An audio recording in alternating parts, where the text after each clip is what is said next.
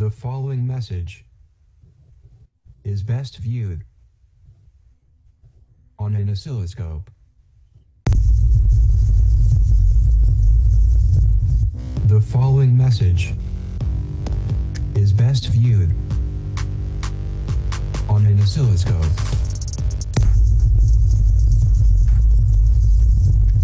The following message is best viewed on an oscilloscope.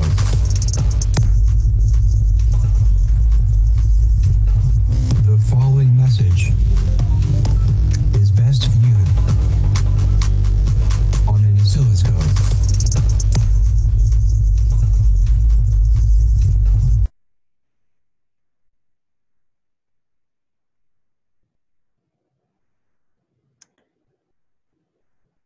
Okay, are we ready to start now?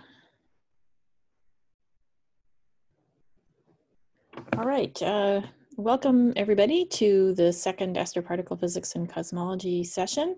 There's an exciting lineup of talks about various different multi-messengers for astronomy, including gravitational waves and core collapse supernova neutrinos and cosmic rays. And so let's start with the first speaker is Dr. Nicolas Arnaud, who will tell us about from open public alerts to gravitational wave candidates during the Ligo-Virgo third observation run. So Nicolas, are you ready to? Yes, I am. Okay, please share your screen and go ahead. So you should see it now. Yep, looks good. Okay, so I'm going to talk to you about the third Ligo-Virgo observation run that we call O3, and I will focus more especially on the public alerts that we send out each time we have gravitational wave candidates. So I will talk about gravitational waves as an introduction and the way we detect them with the global Ligo-Virgo network. And I will briefly summarize our third observing run that ended last March after 11 months of data taking. I will tell you more about the way we do detector characterization and data quality in Ligo and Virgo. And as I said, focus on the public alerts, describing the data flow, the latencies that we try to cope with, and the way we vet those alerts in real time. Before concluding, speaking a little bit about the fourth observing run that should be coming in about 2 years from now. So, as you know, gravitational waves are ripples in the fabric of the spacetimes that are produced by accelerated masses. They propagate at the speed of light. These are traceless transverse tensor waves. And the key parameter is their amplitude or strain h, that is dimensionless and scales down like 1 over the distance to the source. And detectors like Ligo and Virgo are directly sensitive to h, meaning that if we can improve a little bit the sensitivity, we can get some improvement in the distance up to which we can see a source, and so a large improvement in the volume of space that we probe. We are looking for various signals that have different characteristics, their duration and the frequency range they span in the bandwidth of the detectors, whether we know the waveform or whether we don't know it, and last but not least, whether any counterpart in the electromagnetic spectrum or through neutrinos is expected to accompany the gravitational wave signal. So all the detectors that belong to this Ligo-Virgo and soon Clara network have the same design. These are Michelson interferometers with the laser source, the beam splitter, the 2 arms, and the output port where we detect the output power here. But they are very different from basic Michelson interferometer. First, they are kilometric scale, 3 or 4 kilometers long are the arms, and they have various additional devices to complexify the design and improve the sensitivity. And all the main optics are suspended in order to make the detector, in some sense, free-falling. So imagine that a gravitational wave will pass from you to your screen, will have some differential effect on the arm optical path. So it will change the interference condition between the two beams coming out of the arms and change the output power. That's what we detect at the end. Obviously, we are looking for extremely tiny fluctuations, extremely tiny changes in power.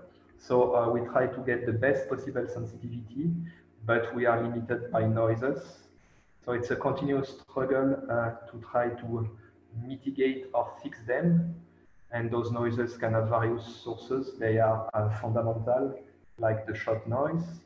They can be technical due to the way we control the interferometer, or are some external sources like seismic noise or weather and all that things. So we have different detectors, but we don't work individually. We work in a network. We have been doing like that for at least a decade. Why we do that? Because as I told you, we are looking for short transient signals that are buried into the noise. So a single detector cannot detect a gravitational wave with certainty. So we rather use a network of instruments, and we try, roughly speaking, to see the same signal at the same time in those different detectors. So for O3, we had 3 detectors, the 2 LIGO detectors that are on Fort Washington State and Livingston, Louisiana, and Virgo that is in Italy. And at the end of the run and for the future, we'll also have the 4th detector that is Clara in Japan. And later in the coming decade, we may have a 3rd LIGO detector somewhere in India.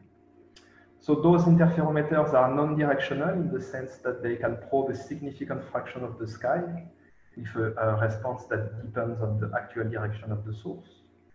We also use the fact that there are some small time delays, order of a few milliseconds, for the signal to arrive in the different detectors. And the more we have interferometers seeing the signal, the better we should be able to locate the source in the sky. So for this O3 run, the plan was to have 12 months of data taking from April last year to April this year, divided into 2 chunks of 6 months, with a 1-month commissioning break in between in October last year. Due to the pandemic, we actually had to suspend the run and finally to end it about a month earlier than expected. And after some time, we decided not to try to restart that O3 run with an O3C chunk, but to focus more on the upgrades for the future. So let me show you the performances of the network. So this pie chart with the color code explained on the right shows you the fraction of the time the different configurations were on. And clearly the most interesting is the yellow one. That means that on for Livingston and Virgo up at the same time. So you see that we reached almost 50% average over 11 months, and in fact slightly more than 50% for the past 6 months of the run, which is quite good. We steer the network in a coordinated way so that we try to maximize these 3 detector time up, and we also make sure that we almost never have no detector running, so that's why this black area corresponding to none of those 3 is only 3%. And now focusing at the bottom of the slide, you can see a short animation that is showing how the sensitivity improved as an example for Virgo over time. That is, you see this red curve going slightly down as time goes. And another way to look at it with a single number, a simpler figure of merit than the sensitivity, is to look at what we call the range, which is the average distance at which we can detect a given source. So that's the bottom part of the animation, and the scale is megaparsec. And you can see that as time goes, this little red dot is going up, showing that the sensitivity of the detector has been improving with time, before the run, but also during the run itself. So detector characterization that we briefly call DETCAR, and data quality are key things.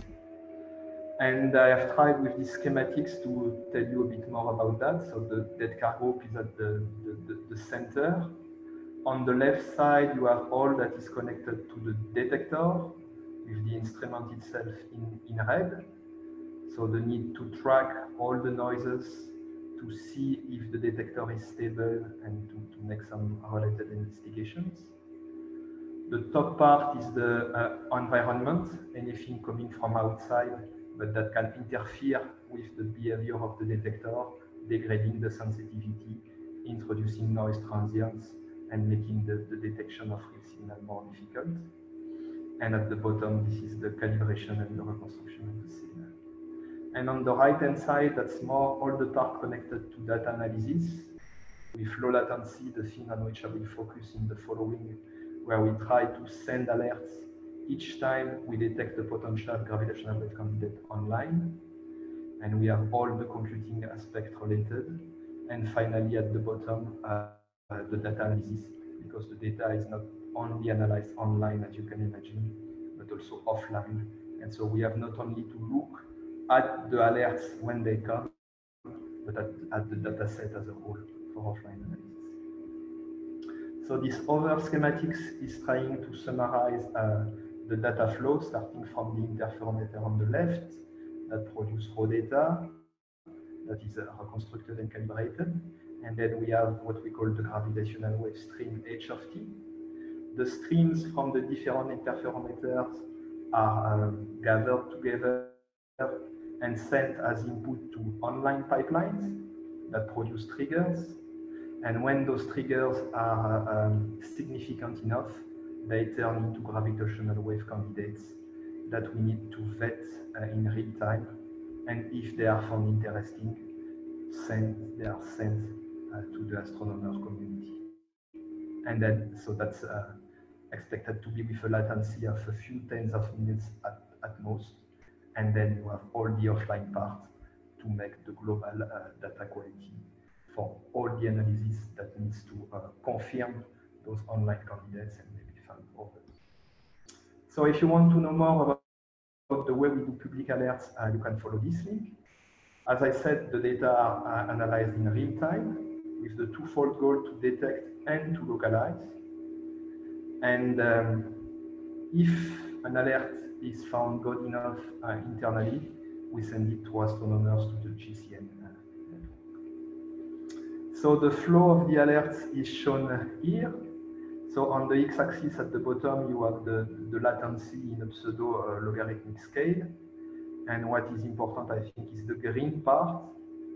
And you see that within a few tens of minutes, we expect to be either able to confirm the automated alert and to make it public, or to retract it, saying that for whatever reason, we think that this trigger is not of astrophysical origin. So there is a part that is automated, but for all three, all the alerts were vetted by humans. And so each time there was a trigger, we had experts on call notified, and we organized live rapid response team meetings to vet the alerts. And so the latencies were about a few minutes to send those automated preliminary alerts, and few tens of minutes to send the GCN circular for the public alert. And it was maybe twice faster when we had to retract an alert. So the retractions were sent quickly. So all our public alerts are available in this GRACE-DB, Gravitational Wave Candidate Event database, that you can find the URL here. And you will have the list of all our triggers during O3 with some public information, including a sky localization in the sky. So this is an example where the localization was very good. And also some online classification about what the source might be, depending on the estimated masses of the two components that have merged in the case of a compact star merger, compact binary merger. So the way it works, the validation of the alerts is the following. we receive triggers from this central database. And here I take the example of Virgo, but that would be the same for Ligo. We have a data quality report that is a set of checks on the data that are run in parallel on an HT Condor farm. And when those checks complete, the results are gathered together, used locally for the expert to vet the events, and sent back to GraceDB. So as an example for Virgo, we had about, at the end of O3, 44 checks, so almost 100 jobs in total, because basically for each of these jobs, you need configuration, running, maybe post-processing, and upload back to the GraceDB. And so we checked a variety of things, including the status of the interferometer, the level of noise, the environment, and much more technical things.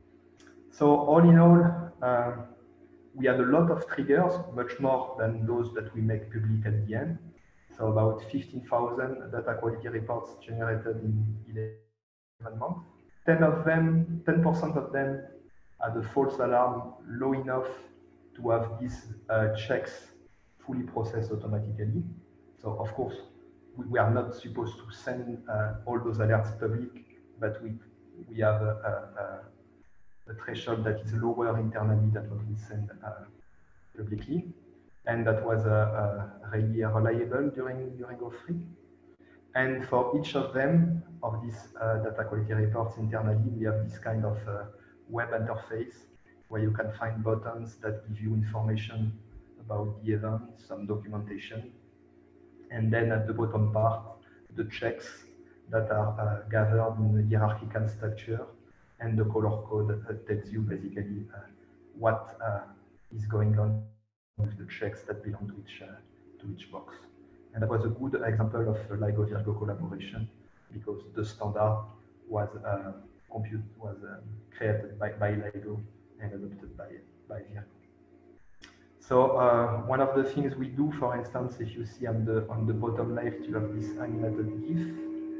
You have time frequency spectrograms of the data, show time on the x-axis and frequency on the y-axis. And sometimes you may see by eyes kind of tracks like that one. And so one thing that we check is what is going on around the track, and we also try to superimpose a model of the signal on the data. We can do that also on the right-hand part, where you have something similar, but you have also those blue squares that are basically moments that we have flagged as noise transients still in the time frequency domain, and so we make sure that there is no overlap with the data that we are interested in. Another example is this detector monitoring system that is giving you a snapshot of the whole experiment. So we have snapshots recorded every 10 seconds, so we can always look back in time what was going on exactly at the time of the event.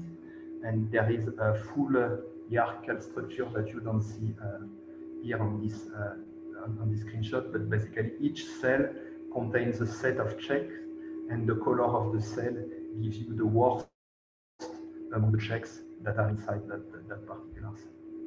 We also check the environment. We also try to compare some control signal with references, both in the time domain and in the Fourier space. So all in all, during O3, we had 80 public alerts. 24 of them had to be retracted, and I would say that most of them are due to some hole in the framework, some noise condition that was not properly dealt with by a pipeline, so that was fixed quickly, and that particular problem was not recurring again. And what is good is that we had 56 not retracted, and so we will see whether the offline analysis confirmed those events or not. So the chart on the right shows you the cumulative number of those alerts as a function of time for the whole O3. At the bottom for O3A and O3B, and you can see that there is good consistency between the two. And as a comparison on the blue That's what we had during the O2 run. That was that ended about 3 years ago. So you can see how the detectors, sensitivities, and duty cycles. So we already had some papers coming out from O3, 3 special events. JW190425, likely the second binary neutron star merger detected, but this time there was no counterpart. And the total mass is larger than any known neutron star, so that may be in for a new population. Then we had an asymmetric binary black hole merger, JW190412, with 30 versus 8 solar masses merging. And finally, JW190814, which is an even more asymmetric system. And the interesting thing with that event is that we know that one of the components was a large black hole, but we don't know exactly what the other component was. Either it is the heaviest neutron star in a binary system, or the smallest black hole ever seen. And there are more to come. In particular, we plan to publish new issues of our gravitational-wave transient catalogs. And I wanted to stress out that after some time, our strain data become public. And if you want to know more, you can go on this QOSC, Gravitational-Wave Open Science Center website. So let's look at the future to conclude. So originally, the idea was to restart taking data in January 2022 for the O4 run, but that was early planning before the pandemic caught us. So the impact on COVID-19 on the schedule is being actively studied.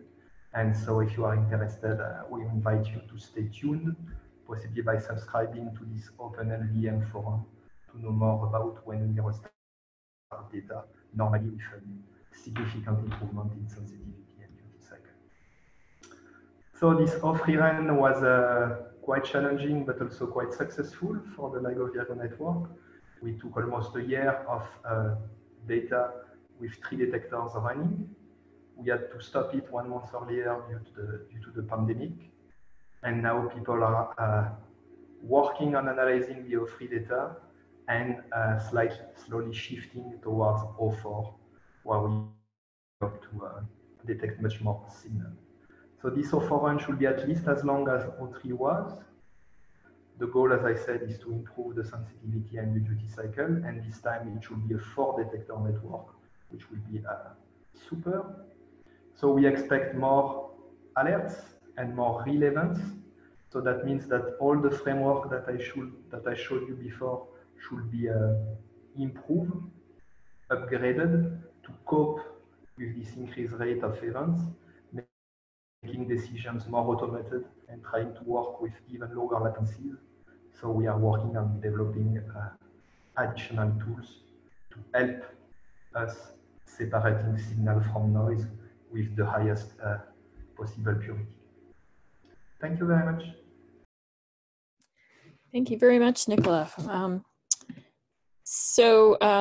Do we have any questions? People can use the raise hand feature.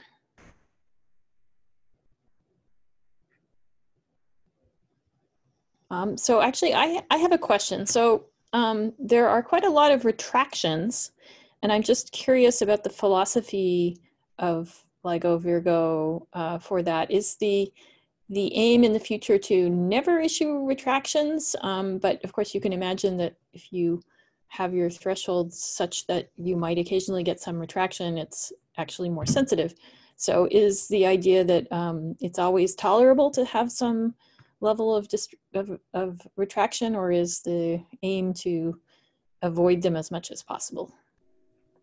I think the original goal for O3 was to have like 10% of alerts retracted. So that would have been 8 out of 80, and we had about 3 times more. As I said, I think that most of them are due to some holes somewhere in the framework that was identified because of that retraction and then quickly fixed. So those issues that we have seen during O3 should not reoccur again. And the hope is to make the system stronger for O4 and maybe to have more time to test it with real data. For O3, we were a bit in a hurry, as most experiments always are when it's time to take data. So we have learned a lot from O3, and so we are trying to design a more robust system. And I think the goal should remain to have about 10% ideally of retractions. Okay. So the aim is never to bring it to zero or very small. Having 10%. I don't think so. We prefer to be on the safe side and to send a bit more alerts rather than to have the possibility to miss an interesting one. Okay, thank you. Any other questions or comments? Okay, I don't see any, so thank you again, Nicolas. The next speaker is Halsey Reno. We're gonna go to theory. So Halsey, are you ready? Yes, let me get started here. I'm gonna put it in full screen. Are you seeing then the full screen here? Yeah, okay, great. Okay, I'll be talking about secret interactions of electron volt scale sterile neutrinos as seen with as potentially seen with the diffuse supernova neutrino background. And this is work done in collaboration with Yuxian Zhang, Sergio Palomares Ruiz, and Ina Sharchevich. Okay, and let's see if I can, oh, good. I can scroll, very good. The starting point is with the LSND and reactor anomalies suggesting that there could be a sterile neutrino with an EV mass scale and a mixing angle of about 0.1. Here, this is delta M squared 4.1 versus the matrix element E4 squared. And so this is guiding our choice of parameters. And it's true that there are tensions between anomalies and appearance and disappearance experiments, but this is an example here that I'm going to be showing you of the kinds of effects that could be visible at DUNE and hyper-K. What we're doing is introducing one sterile neutrino with this mass of 1 electron volt and a new vector boson phi, and it's this vector boson phi that is the secret interaction mediator. So LSBS could mean sterile or secret. The principle here that we're following is we're going to look for absorption dips in the supernova, the diffuse supernova neutrino background, and that those absorption dips are going to come because the neutrinos from supernovae then can scatter off the sterile neutrino background, and for the right energy can have resonant interactions that produce the vector boson phi.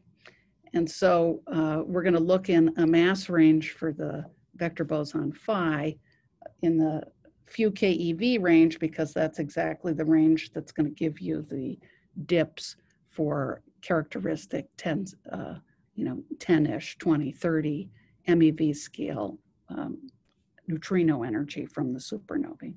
And so we'll look at DUNE and hyper-K cross sections folded with some energy uncertainties to see what that diffuse supernova neutrino background looks like.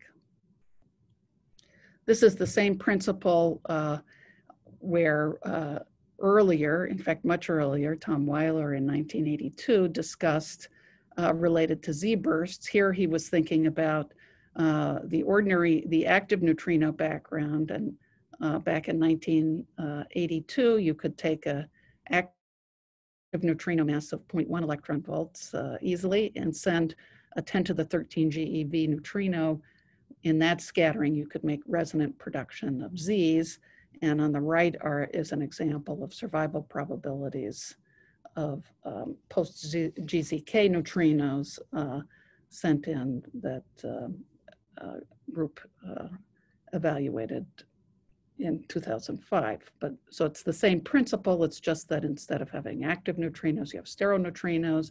Instead of sending in 10 to the 13 GeV neutrinos scattering, we're going to have tens of MeV neutrinos. So one question could be, where could this go wrong? One place it could go wrong is with cosmological constraints. By introducing the sterile neutrino, we want to be sure not to ruin Big Bang nucleosynthesis. And those extra neutrinos affect the expansion rate of the universe at temperatures potentially of 1 MeV, where Big Bang nucleosynthesis occurs.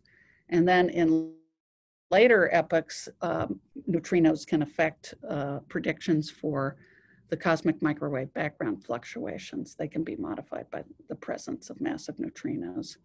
And so we need to be sure that our introduction of the phi and the sterile neutrino with mixing with ordinary neutrinos, active neutrinos, can satisfy these two constraints. And this has been a topic of active interest.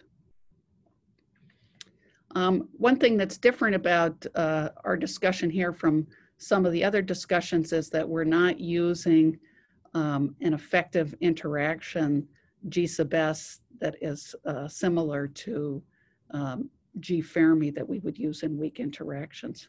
Because we're looking at KeV scale mediators, there are many circumstances where the propagator, we do need the energy in the propagator, and we can't make an effective 4-point interaction approximation.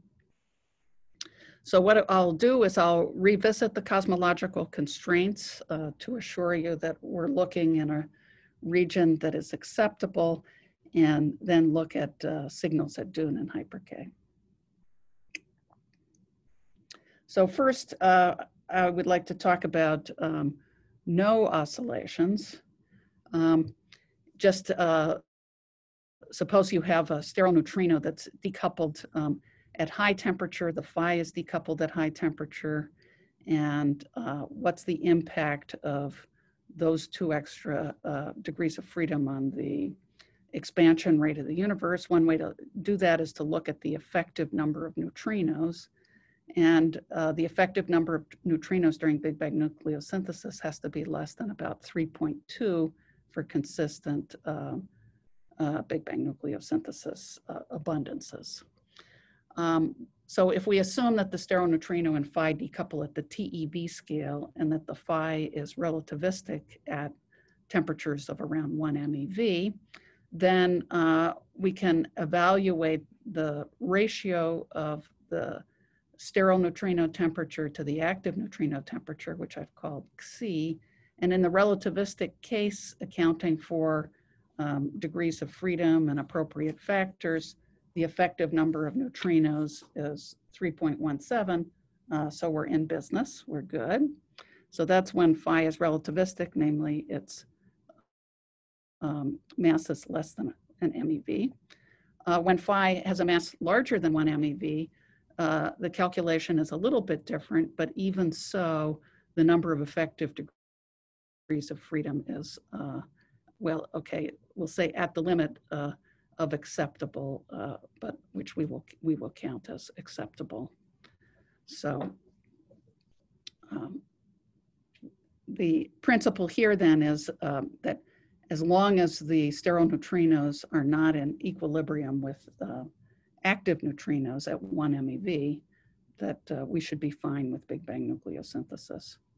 And so that's one of the cosmological constraints that will apply here. We're going to require that sterile neutrinos don't recouple to active neutrinos at temperatures above 1 MeV before Big Bang nucleosynthesis, so that we can satisfy the constraint on the number of effective degrees of freedom. But we will allow recoupling at later times. This is what these secret interactions will do.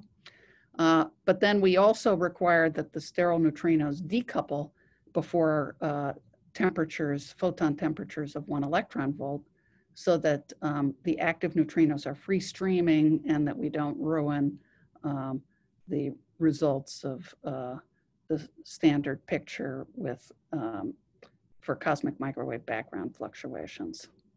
And at the 1 electron volt temperature, the sterile neutrinos are non-relativistic.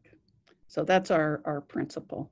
And so what we need to do then is look at how the mixing, and it's mixing and those kind of interactions that are going to be responsible for the absorption dips eventually in the spectrum, how those mixings are going to end up putting stereoneutrinos back in the mix with active neutrinos after Big Bang nucleosynthesis. And so in looking at that, we need the interaction rate, which is related to the damping rate that accounts for the loss of coherence. And we need to include matter effects with an effective potential that include both standard model and sterile interactions, so that we can find the active to sterile conversion rate. And as we said, if the active to sterile conversion rate is large, then sterile neutrinos will be in equilibrium with active neutrinos too soon and ruin Big Bang nucleosynthesis. So this effective potential element is very important in the damping rate. And so first, let's look at the effective potential. We've evaluated the effective potential for the, well, it's well known from the from the standard model, but also here we show it for the sterile sector in the low and high temperature limits. That contact interaction is good for the low temperature limit, and then it has a different temperature dependence for the high temperature limit. The effective potential changes sign. That's where the dashed line goes. The solid line is means that the effective potential is positive.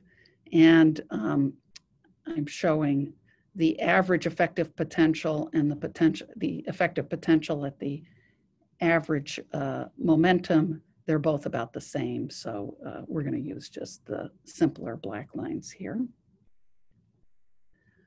In terms of the interaction rate, we evaluated the interactions of sterile-sterile interactions through S channel and T channel.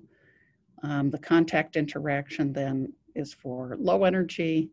You can see that the the S channel resonance has an impact for a wide range of temperatures. See the large bump. You also have the T channel effect that levels the thermal averaged sterile neutrino cross section. So this is part of the element that goes into the interaction rate that eventually goes into the conversion rate.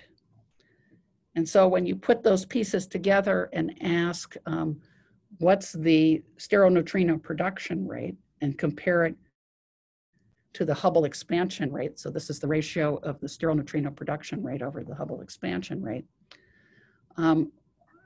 it's a fairly faint line here.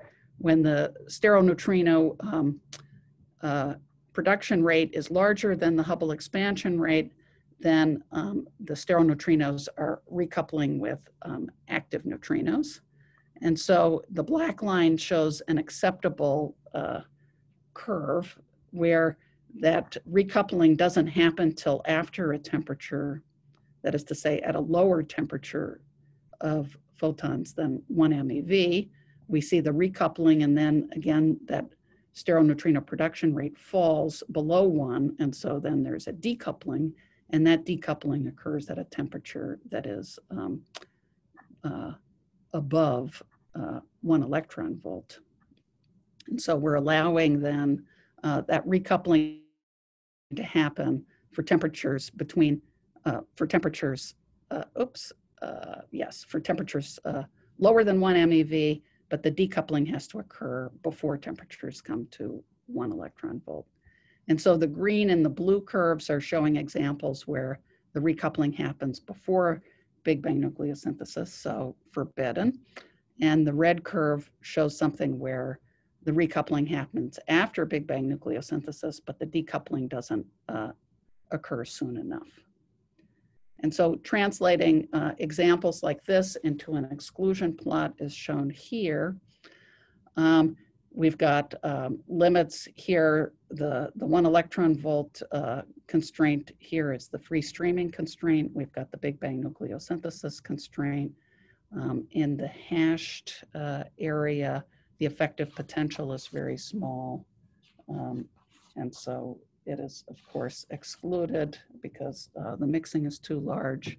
There's some ice cube limits, but we're looking in the orange circled area. We're looking there because that's where you potentially have absorption dips, and our canonical choice is at the edge of that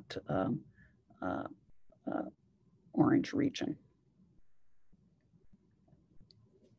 And so to calculate the signal, what we need to do then is we need to take the diffuse, the spectrum from a generic supernova explosion. We need to convolute it with the supernova formation rate, including the energy redshift, to find the spectrum of the diffuse supernova background. Without the absorption, we're using a couple examples of either the normal hierarchy or the inverse hierarchy for neutrino mixing, and the hot or cold parameters associated with the spectrum of neutrinos from the supernova. When we put in the absorption, that is to say, when we include the background sterile neutrinos and include the resonance effect, you can see these sharp absorption dips, which are going to then be smeared by detector effects. And so these are two examples. These are two different examples, one in the normal hierarchy and one in the inverted hierarchy. And this is with interaction vector boson of 6 keV and this mixing angle, our canonical mixing angle of 0.1. Here's an example showing absorption dips in different, for different masses of the resonant particle phi. And so then to get the event rate and spectrum, we take the an energy resolution function with that flux with the cross section. For DUNE, we're looking at electron neutrino scattering with argon. And for Water-Cherenkov detection, we're looking at anti-electron neutrino and proton scattering. For DUNE, we take a Gaussian energy distribution, sigma over E of about 5% with a 40 kiloton detector. For hyper-K, we're using a 10% energy, 10% of for sigma over the neutrino energy with 287 kiloton tanks. And so here are DUNE differential event rates as a function of the neutrino energy for 3 different masses of the secret boson, phi. And you can see that those sharp dips are fairly heavily smeared. You can also see that for some of those lower masses that the dips are occurring at fairly low neutrino energies. But I should say that, for instance, for the 8 keV case, you can see a double peak structure here. In fact, the rise of the cross-section, or sorry, the rise of the event rate comes because of the rise in the cross-section, and then eventually the falling flux cuts off the tail. This is hyper-K's differential event rate. Again, this is because of the different cross-section and shifted to lower energies. And then I'll show you the number of events in 10 years using these parameters. The DUNE number of events is not huge. There's a big difference in the 8 keV 4-flavor mixing case compared to without the sterile neutrinos, but there's not much difference if the phi mass is not in the interesting range for absorption dips. For DUNE, for hyper K, there is a bigger difference then, even if phi is not in that interesting absorption range. And then you can see their predicted numbers. This is for an energy range measured between 16 MeV and 40 MeV. You get sort of similar results, also approximately the same numbers if you can push your energy threshold lower to 10 MeV. This is the 10 MeV to 30 MeV energy range. And so I'll conclude here that there's an interesting, there are interesting spectral features from beyond the standard model physics with this KeV scale mediator and electron volt scale sterile neutrinos and a suppression in the event rates. But for DUNE, the nominal event rate is small. I should comment that there are uncertainties in the inputs that could increase the event rate by as much as an order of magnitude.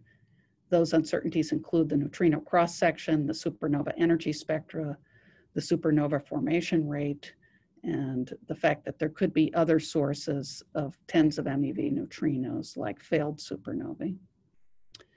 I'll also comment that our constraints from the CMB limits is a complicated issue, that our conclusions are not consistent with every evaluation of the cosmological acceptability for the cosmic ray microwave background, but a full simulation there is beyond the scope of this. This gives you a particular example of what can be done at DUNE and hyper K. And in fact, our canonical choice is far from that supernova constraint. Sorry, far from the CMB constraint. Okay, thank you. Thanks very much. That is really interesting. Actually, just a brief comment is that I could probably point you to some realistic detector responses. Oh, great, yeah. Might have assumed some better resolutions. It might not have a big effect on your answers, but there are out there there is out there better information on that. Okay, thank you, Kate. So there's a question from Marcus Allers. Yeah, thank you. Hi, Halsey. Hey. Thanks for this nice talk. So you showed one slide, I think it was slide 14, that also showed some ice cube limits. Can you say, are these related to absorption dips in the TeV neutrino flux? I believe the answer is no. I can show it again. But darn it, I did not review those ice cube limits before the talk. So let me show slide you. 14. Yeah. Yeah. Yes, I'm sorry, I don't recall. Okay. But no, not from the supernova. Partly that energy range, I think, would be too low. No, I mean, if the blue exclusion region that you show here is related to some absorption features in the high energy neutrino flux rather than the supernova neutrino flux. Yes, I'll have to. No, I mean, we can take this offline, of course. Yeah, I think I can tell you then. Yes. Okay. Sorry, I don't have that. No, don't worry. Thanks. Right at hand. Okay. Okay. Any other questions? People can use the raise hand feature. Actually, I have one, and I think I actually know the answer. I partly know the answer, but so this requires the long propagation distances, right? Yes. So yeah. I assume there's nothing you can learn from a nearby supernova. Is that true? That should be true. Okay. Because I think the column depth will not be large enough. Yeah. Okay. Okay, but it'd be interesting to see how far away it would have to be. Okay. Yeah. Thanks for the question. Great. Thanks. Thanks very much. I'm trying to stop. One more question. Do we have another one? This is Sergio. Can I add something? Yeah. Yes. Okay. Oh, Sergio. Maybe you have the ice cube answer. Also, Kate's comment. So ice cube answer is yes. So those are absorption dips in ice crystal. Oh, I'm sorry. Okay, darn it. Okay. Energy. And Kate's comment, it is probably true for hyper K, maybe not so for DUNE. DUNE has a better energy resolution. So probably even for a single supernova explosion, that would be the energy resolution in DUNE would be good enough to see the absorption dip. But the key here is the energy resolution, because the absorption dips are very, very narrow. So in super K, that would be completely smeared out by the energy resolution. Maybe not so in DUNE. Okay, that the distance is smearing the dip because of not only the distance. The distance could be long enough. Z. It's just the energy resolution. The width of the dip is very small. So you need a very good energy resolution so that the non-absorbed part of the spectrum doesn't get in the same beam. Okay. I worry a bit that the DUNE energy resolution will in fact be disappointing. I don't know. It's just that it's better. So but this is very interesting. For hyper K, you won't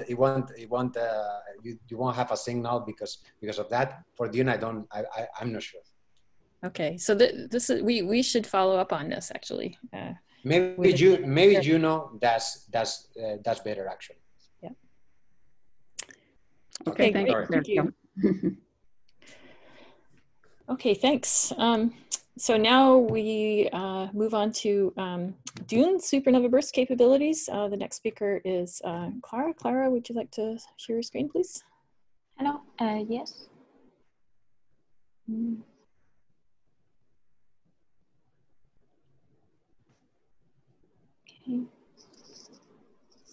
Okay. So today I'm going to talk about the supernova burst neutrinos in DUNE. Neutrinos emitted in a core collapse supernova carry a lot of information, and DUNE, with a 70 kiloton underground liquid argon TPC, aims to read this information.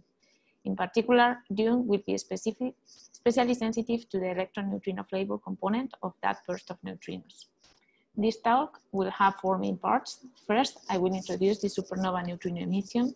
Second, a description of the DUNE detector. Third, I will talk about the work we are doing towards the understanding of DUNE's sensitivity to low energy neutrinos. And finally, I will discuss the information that can be obtained about the astrophysics of core collapse supernova and the neutrino properties.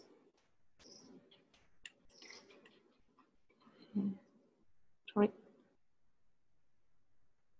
Are you seeing the full screen? Yes, looks okay. Okay. It's okay for me, I think. So let's begin by describing the supernova neutrino burst. Core collapse supernova are a huge source of neutrinos of all flavors. The neutrino emission lasts about 10 seconds, and we expect 1 to 3 explosions per century in our galaxy. For this reason, worldwide neutrino detectors participate in SNEWS, the supernova early warning system, which will include information from DUNE, as supernova detection is more collaborative than a competitive game. Back in 1987, about 25 neutrinos from a core collapse supernova were detected, confirming the baseline model and opening the way of neutrino astronomy and also to multi-messenger astronomy, so important nowadays. We will see in this talk that the measurement of the neutrino energy spectra, flavor composition, and time distributions from supernova will provide information about supernova physics, like the core collapse mechanism, the supernova evolution in time, the cooling of the proton-neutron star, nucleosynthesis of heavy nuclei or black hole formation, and about neutrino and other particle physics, neutrino flavor, collective effects, neutrino absolute mass, and other neutrino properties. We can tell the story of the supernova looking at the neutrino emission. Core collapse supernova occurs when a massive star dies. First, the core collapses and a shock wave is formed. At this infall moment, the medium is opaque, even for neutrinos. The core collapse neutrino signal starts with a short, sharp neutronization burst, primarily composed of electron neutrinos. This burst is followed by an accretion phase lasting some hundreds of milliseconds as matter falls onto the collapsed core. The gravitational binding energy of the accretion material is powering the neutrino luminosity during this stage. The cooling phase over 10 seconds represents the main part of the signal over which the protoneutron star sets its dropping energy. So there is a lot of information about the supernova in this profile. The flavor content and the spectra of the neutrinos emitted change through these phases, and the supernova's evolution can be followed with the neutrino signal. And we want to look for this information with DUNE. As you may know, DUNE aims at answering fundamental questions related to the matter-antimatter and symmetry through precise measurements of neutrino oscillations and mass ordering, the granularification of forces with nucleon decay searches, and one of the primary physics goals of DUNE is to detect and measure the electron-neutrino flux from a core collapse supernova within our galaxy, if one occurs during the lifetime of the experiment. DUNE will be formed by a new neutrino beam facility at Fermilab, a highly capable near detector also at Fermilab to measure the unoscillating neutrino spectrum and the flux constraint, and 4 10 kiloton liquid argon TPC modules placed deep underground at SURF, 1,300 kilometers away from the neutrino source.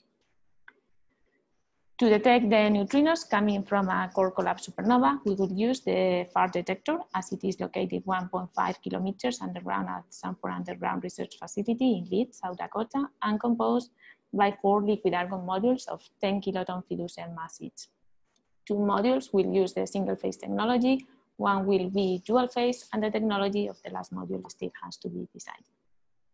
As a previous step, 2 protodunes at the kiloton scale have been constructed and are being operated at CERN from 2018. They are critical to demonstrate the viability of the technology.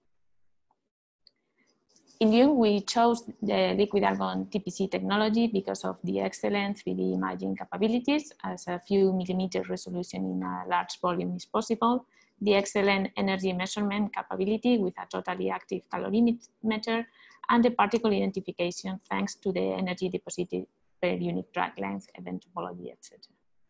As an example, we have the results from the protodunes, one of the first tracks of protodune dual phase, and below the stopping proton DX versus the residual range distributions for protodune single phase beam data, and the DX distributions comparing data and Monte Carlo. Now I'm going to highlight the main features of the FAR detector modules. The single phase ones will have 3.6 meters of horizontal drift, vertical anode and cathode plane assemblies, the charge collected on 3 views with 5 millimeter resolution, and a photon detection system formed by Arapuca-like traps and silicon PMs embedded in the anode plane assemblies. The dual phase module will have a single liquid argon volume with 12 meters of vertical drift, a top layer of gaseous argon where the charge is amplified, the charge collected on 2 views with 3 millimeter resolution, and the PMT is placed at the bottom of the detector, providing the timing. Let's see now how the supernova neutrinos will look like in DUNE. There are different detection channels in liquid argon for the neutrino interactions. The dominant interaction is the charge current absorption of electron neutrinos on argon-40. Additional channels include anti-neutrino charge current interaction and elastic scattering on electrons, another process of neutral current scattering on argon nuclei by any type of neutrino. The sections for supernova relevant interactions in argon as a function of neutrino energy are shown in the plot. Liquid argon stands out because it has a particular sensitivity to the electron neutrino component of a supernova neutrino burst. And we have the possibility to separate the various channels, classifying the associated photons from the excitations, looking for specific lines in charge current and neutral current, or by the absence of photons in the case of elastic scattering. This is how we simulate and reconstruct supernova events in DUNE. First, we simulate with Marley tens of MeV neutrino nucleus interactions in liquid argon. We use the large software package to simulate the final state products from Marley in the DUNE TPC and photon detection system with the standard DUNE tools. In the left plot, we show the reconstruction efficiency as a function of the neutrino energy for different minimum required reconstructed energy. And in the right plot, we show the energy resolution as a function of the neutrino energy for TPC tracks in black and photon detection calorimetry in blue. On the bottom plot, DUNE event display is simulated in time versus wire with color representing the chart. We see that the supernova neutrino events, due to their low energies, manifest as spatially very small events of a few centimeters. We also use snow globes as a computation tool to predict the event rate from a supernova burst and take into account the backgrounds that we expect will have a minor impact on reconstruction, but could affect the triggering efficiency. With these tools, we estimate the rates calculated for dominant interactions for the outdated Livermore model and the JKVM1, which assumes collective effects in the supernova. Clearly, the electroneutrinos dominate, and liquid argon is the only future prospect for a large, cleanly tagged supernova electroneutrino sample. This plot shows the number of supernova neutrino interactions as a function of the distance to the supernova. The number of signal events scales with mass and inverse squares of distance. And even for a collapse in the Andromeda galaxy, almost 800 kiloparsec away, a 40 kiloton detector will observe a few events. However, to detect these neutrinos, it's very important to trigger on them. In DUNE, the trigger on a supernova neutrino burst can be done using either the TPC or the photon detection system information. In both cases, the trigger scheme exploits the time coincidence of multiple signals over a time scale matching the supernova luminosity evolution. A redundant and highly efficient triggering scheme is under development. The preliminary trigger designs are based on a maximum fake trigger rate of 1 per month, fulfilling the SNUS requirements. We describe here 2 concrete examples of preliminary trigger design studies. The first example is a trigger based on the photon detection system of the dual phase module. The PMT hits provide the trigger primitives, and optical clusters are defined based on time and spatial information. The triggering efficiency as a function of the number of supernova neutrino interactions is shown in the plot. And from the plot in the previous slide, we get that at the edge of the galaxy, 20 kiloparsec away, about 80 interactions in one module are expected. So the dual phase photon detection system should provide a highly efficient trigger for a supernova burst occurring in the Milky Way. In the second example, we consider a TPC-based supernova neutrino burst trigger in a single phase module, considering multiple coincidences in up to 10 seconds, and comparable efficiencies are obtained. Triggering using TPC information is done by a multi-level data selection chain in a per wire basis with a threshold-based heat finden. And a multiplicity count scheme considering the energy can also be applied to further increase the efficiency and minimize fake triggering, as it's shown in the figure. And if DUNE is able to detect the supernova neutrinos, what will we learn from them? We can learn a lot about the astrophysics of the core collapse. Neutrinos will bring information to confirm the supernova explosion mechanism. The initial burst, primarily made of electroneutrinos, represents only a small component of the total signal. However, flavor transition effects can be observable in this burst. The formation of a black hole would cause a sharp signal cutoff. Shockwave effects would cause a time-dependent change in flavor and in the spectral composition as the shock wave propagates. The standing accretion shock instability, loss in mode predicted by 3D neutrino hydrodynamic simulations of supernova cores, would give an oscillatory flavor-dependent modulation of the flux. And turbulence effects would also cause flavor-dependent spectral modification as a function of time. It would be especially interesting the observation of a supernova neutrino burst in coincidence with gravitational waves, which would also be prompt and could indeed provide a time reference for a time of flight analysis. The supernova neutrino bursts arise before the electromagnetic supernova signal, so it can be used to provide an early warning to astronomers. And in the worst case, a long time scale sensitivity search without burst will also provide limits on the rate of core collapse supernova. We have investigated how well it will be possible to fit to the supernova spectral parameters. The physics of neutrino decoupling and the spectral formation is not trivial, but can be parameterized at a given moment by this equation. It depends on the neutrino energy, the mean of the neutrino energy, alpha, which is a pinching parameter, and a normalization constant related to the total luminosity.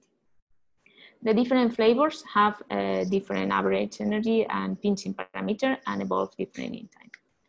We apply a fitting algorithm at a snow globes generated energy spectrum for a supernova at a given distance and a chosen true sets of pinched thermal parameters.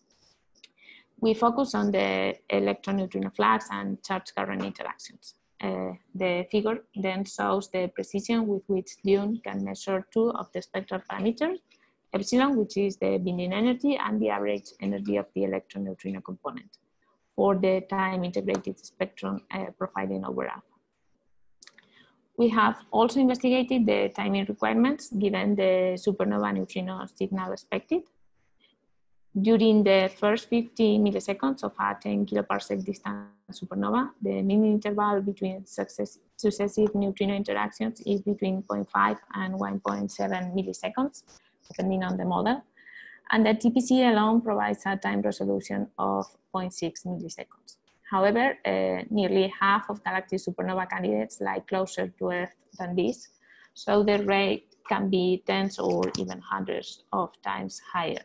In this case, a resolution below 10 microseconds, as provided by the photon detection system, ensures the DUNE's measurement of the neutrino burst time is always limited by the rate and not by the detector resolution.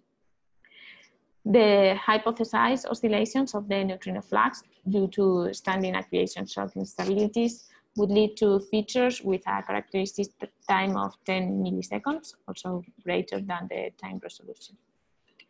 And the possible neutrino trapping knots at the start of the burst has a width of 1 to 2 milliseconds. Then observing the trapping knots would be possible for the closest cases. And detecting neutrinos from a core collapse supernova, we can also learn a lot about neutrinos and particle physics.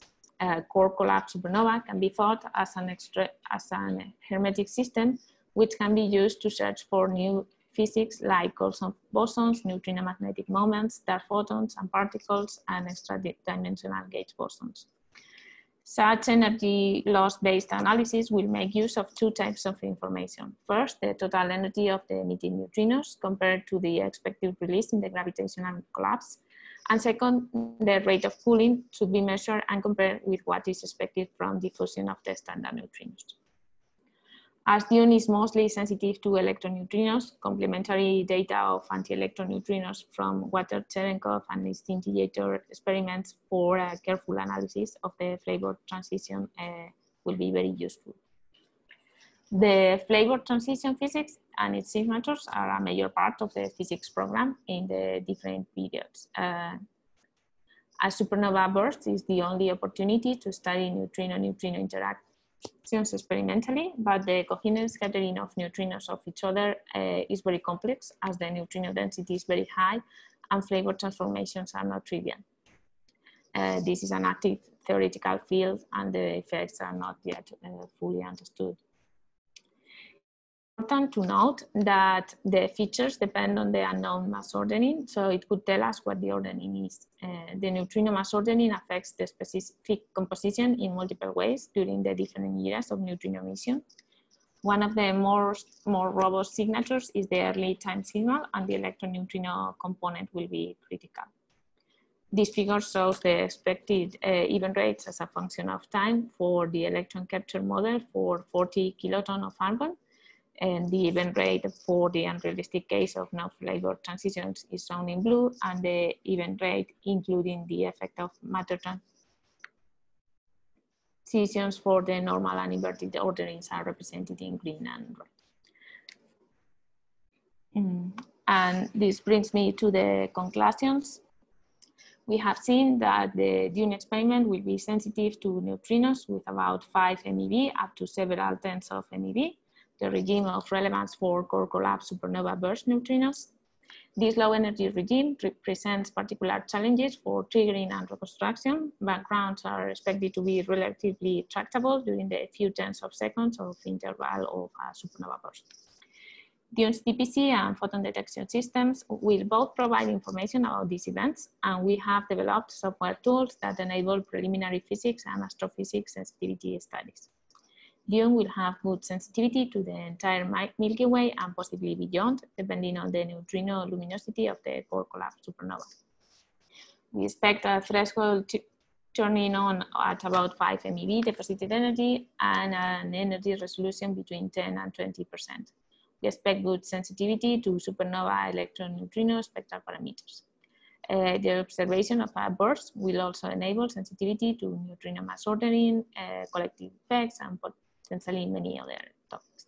And do not miss the next talk after the coffee break, which is focused on the supernova neutrino pointing with DUNE. And thank you. Thanks very much, Clara. So we have one question that came from Mattermost. It was related, actually relevant for Sergio's comment during Halsey's talk, which is about the energy resolution. And I think that was in one of your plots. I think you don't have the smearing matrix maybe, but you have the summary energy resolution. Somewhere, I think I remember seeing it. I think I passed here. Yes, here. It's small. Yep. And it's not really Gaussian. That's something to to point out. It's got a structure. Yeah. So it's something like 20% or ish. So yeah.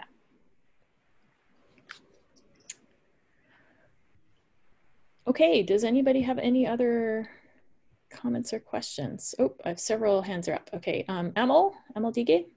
Yeah. Hey. Can anything be done at all to look at non-electron neutrinos? Any kind of neutral current detection possible? Neutral current channel? So far we have focused our studies in the charge current channel, but we will also include them, and I don't have the specific numbers of the sensitivity. So yeah, I think the answer is we have some cross sections, some preliminary cross sections, but they're very uncertain, and the studies aren't complete there. So yeah, okay, thanks. It's very interesting, actually. Yeah, it's not. I guess it's not on that plot, but you get de-excitation gammas. Mm-hmm. Okay, Segev. Yeah, that was a very nice overview. I just was curious about what the estimated lifetime was going to be for DUNE to look for supernovae neutrinos. Do you mean the fractional uptime or the length of running in years? Yeah, I guess both the fractional uptime and the total lifetime, let's say annually.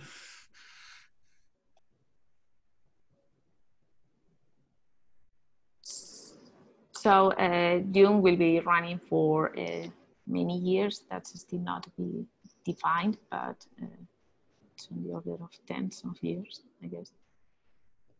And in terms of uptime, it's planned to be up and the beam is on, right? I think I'll probably also with the beam. Also, it's modular, right? So I think it's a requirement specifically for supernova to not have too much, to have minimal downtime, complete downtime, and the modularity will certainly help with that. Okay, thanks. Sonia has a hand up. Sonia? Yes, thank you. So thanks for asking my question on Mattermost. I would just like to follow up on it about the resolution. So you have this resolution plot. Is it entirely from simulation, or have there been measurements in ProtoDune or in Icarus or another experiment? This plot is based on the simulations.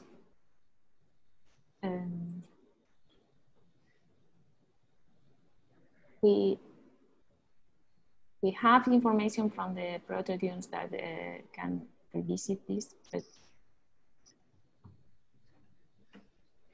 I don't know, Katie, if you can Is that add I couldn't quite hear the rest of the question. What was the question? Is it being validated with protodune? Yes, I was wondering about this because in general, I thought that observations from Icarus, for example, were made at higher energy. So I was wondering about actual 5 MeV data in the prototype. Yes, so I think the answer is there is no specific validation study for this, but I believe there's no strong indication to think that the simulation studies are way off, but I think that will be coming. Yeah, no, of course, thank you. There's actually more detailed information in the TDR about the response. Okay. And the link is right there. Okay, thanks. Question from David Sinadro. Yes. What's the effect of if you could lower the energy threshold? Would you have more volume to look into, or would you just get more statistics for a single event?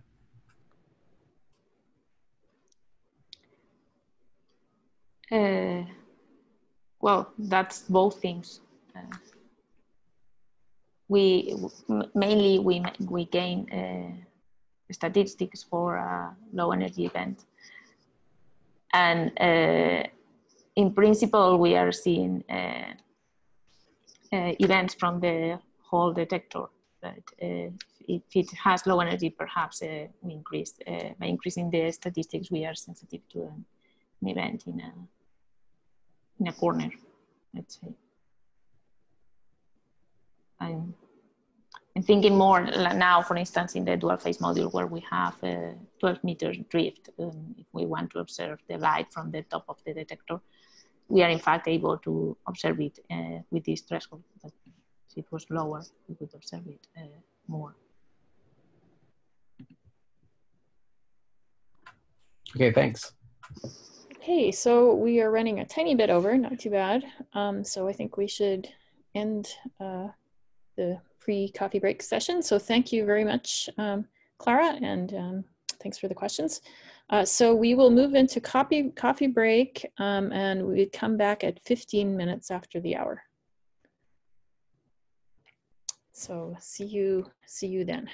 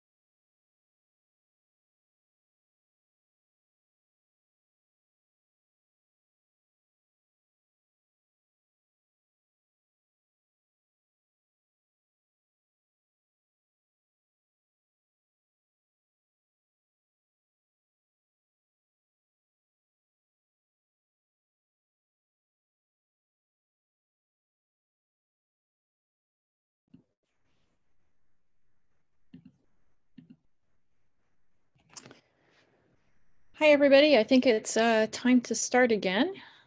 So we're continuing with the theme of supernova neutrinos, and the next speaker is AJ Roeth. AJ, are you ready? Please, could you share your slides? Hello. Yep. All right. Oh, I'm at the end. Oh no, you're giving away all the slides. Spoiler alert. All right. You can all see my screen, right? Yep. All right. So hello, I'm AJ Roeth from Duke University, and I'm studying the supernova pointing resolution of DUNE. DUNE will consist, the deep underground neutrino experiment will consist of a 40 kiloton fiducial volume liquid argon detector, which will be capable of detecting supernova neutrinos. For more information about DUNE's capabilities and goals regarding supernova neutrinos, you can also look at Clara Cuesta's talk from the previous session or the recent DUNE supernova burst paper. My goal is to determine and improve the detector's pointing resolution for supernovae. This is important for warning astronomers through the supernova early warning system and also finding the progenitor in a no supernova case.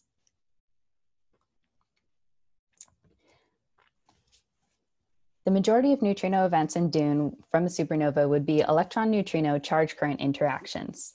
There would also be elastic scattering of neutrinos on electrons. This type of interaction is the most anisotropic and is correlated with the supernova direction. The steps that I took were to use simulations to find the pointing resolution for single electrons, neutrino electron elastic scattering events, and supernova samples of those two interactions.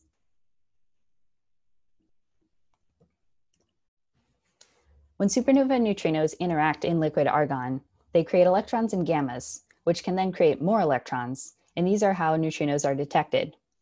In DUNE, the electrons produced in interactions will ionize the liquid argon, and then the ionized electrons will be collected on a wire plane using an electric field. Then software is used to reconstruct the particle tracks. This software is called LARSoft, and the algorithm used to reconstruct tracks specifically is the projection matching algorithm. As you can see in this picture, the wire planes give 2 dimensions for the track, and then the time of the signal gives the 3rd dimension. The direction of these particle tracks gives information about the supernova direction. Pointing resolution is a measure of how well we can determine the direction of something, whether it's a particle or a supernova. There's error when tracks are reconstructed, there's error between the true and reconstructed directions of those tracks. The reconstructed direction is defined as the direction vector of the first point of the track, as defined by the track reconstruction software.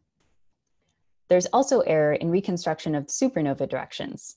This comes partly from the error in the reconstruction of individual tracks, and it also comes from the uncertainty from inferring the supernova direction from a collection of events. Pointing resolution is obtained using Monte Carlo. The general process is to first generate a sample and then find the distribution of angles between true directions and reconstructed directions. So this fake plot on the right shows an example of what that could look like. A cosine of 1 would mean that it was perfectly reconstructed. So ideally, what you'd want to see is a distribution with a peak around 1. The pointing resolution is the angle where 68% of events are closer to truth than that angle, and it's shown here in red. So first, I simulated and reconstructed isotropic single electrons. The event display on the right shows an example of a simulated 20.25 MeV electron, where the true trajectories are the points and the line is the reconstructed track. Events often have several tracks in one event due to the daughter particles that the primary electron creates, most of which are created from Bremsstrahlung and Gamma's Compton scattering. So what I do is I assume that the longest track is the primary electron. This is correct about 95% of the time for clean events, or 93% of the time for events with backgrounds and noise. Then I calculated angles between the true start electron direction and the reconstructed direction. So a plot of that distribution for 20.25 MeV electrons is shown here. And you can see that there's directional ambiguity and that there's 2 peaks at cosine theta equals 1 and -1. And this peak on the left are the tracks that are reconstructed backwards. The current reconstruction software chooses effectively randomly which direction the track is. So it gets it right about half of the time. So resolving this ambiguity is important for determining the supernova direction. So one way to do this is to use the daughter tracks, which correlate with the electron direction. So to explain how this works, I'm going to go through an example with some diagrams. So let's say that this diagram on the right is a simple example of an event. So the first thing to do is to select the longest track as the primary electron track, and then the other tracks are the daughters. Then I calculate the angles between the reconstructed direction from one end of the track and the locations of all of the daughter tracks, and calculate that average. And then I do the same thing for the other end of the track. Then the reconstructed direction is the one with higher average cosines, the higher average cosine. So that is the end of the track with more daughter tracks farther in front of it rather than closer to it and behind it. The truth info confirms that the higher the average cosine, the more likely to be the correct starting end of the track it is. So this plot on the left shows that for several electron energies. And then I also have the distribution of electron energies for reference on the right.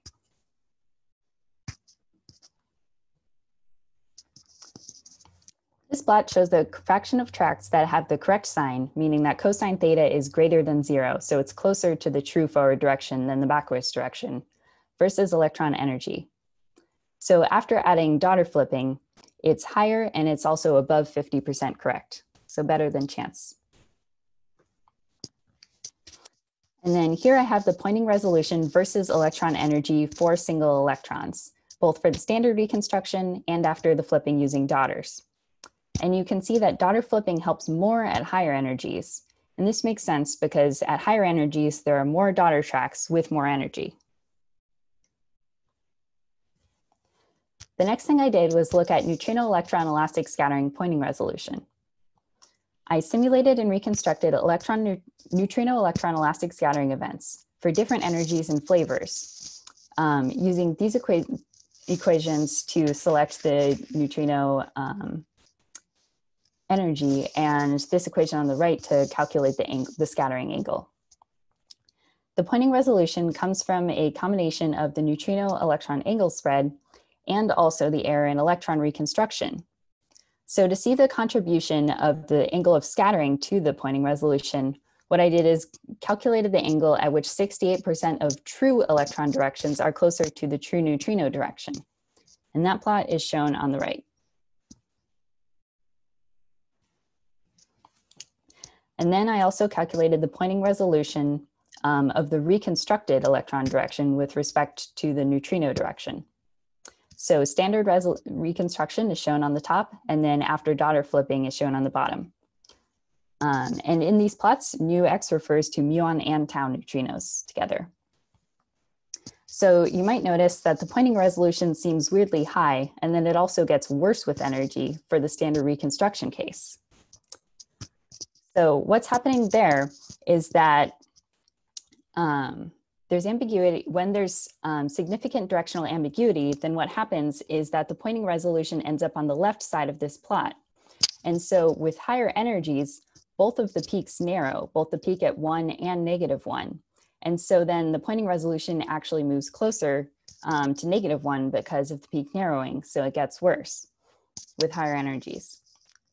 In the case of daughter flipping, however, there's better resolution of the directional ambiguity. And so the Poynting resolution does decrease with higher energy, but it's not because the peaks are widening. As you can see, it's because there's better resolution of the directional ambiguity. So then the next thing I did was to make supernova samples of elastic scattering events. Again, so I chose the neutrino interaction energy and flavor from the GVKM model distribution from snow globes. And then again, use these equations to select the energy and angle of scattering. And I simulated five 500 isotropic supernovae with 260 elastic scattering events, each in the same direction.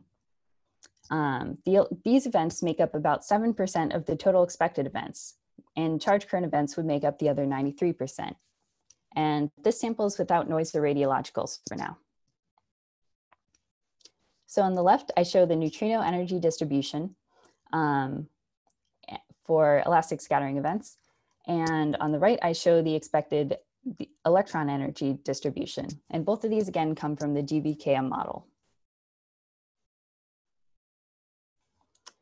Then I created full supernova samples with both elastic scattering and charge current events by sampling from a pre-existing sample of clean charge current events. I sampled, according to the GBKM model, supernova energy distribution from snow globes. So this is shown on the right in the top plot. And then the bottom shows the electron energy distribution. Because in this sample, all of the neutrinos were in the same direction, I rotated them to match the elastic scattering neutrino directions from that other sample that I made. So this is ignoring detector anisotropy for now. I added this charge current sample to the elastic scattering sample to get 500 full supernova samples. So each of these supernova has 260 elastic scattering events and 3,350 charge current events, which is what we would expect according to the GBKM model for 10 kiloparsec supernovae.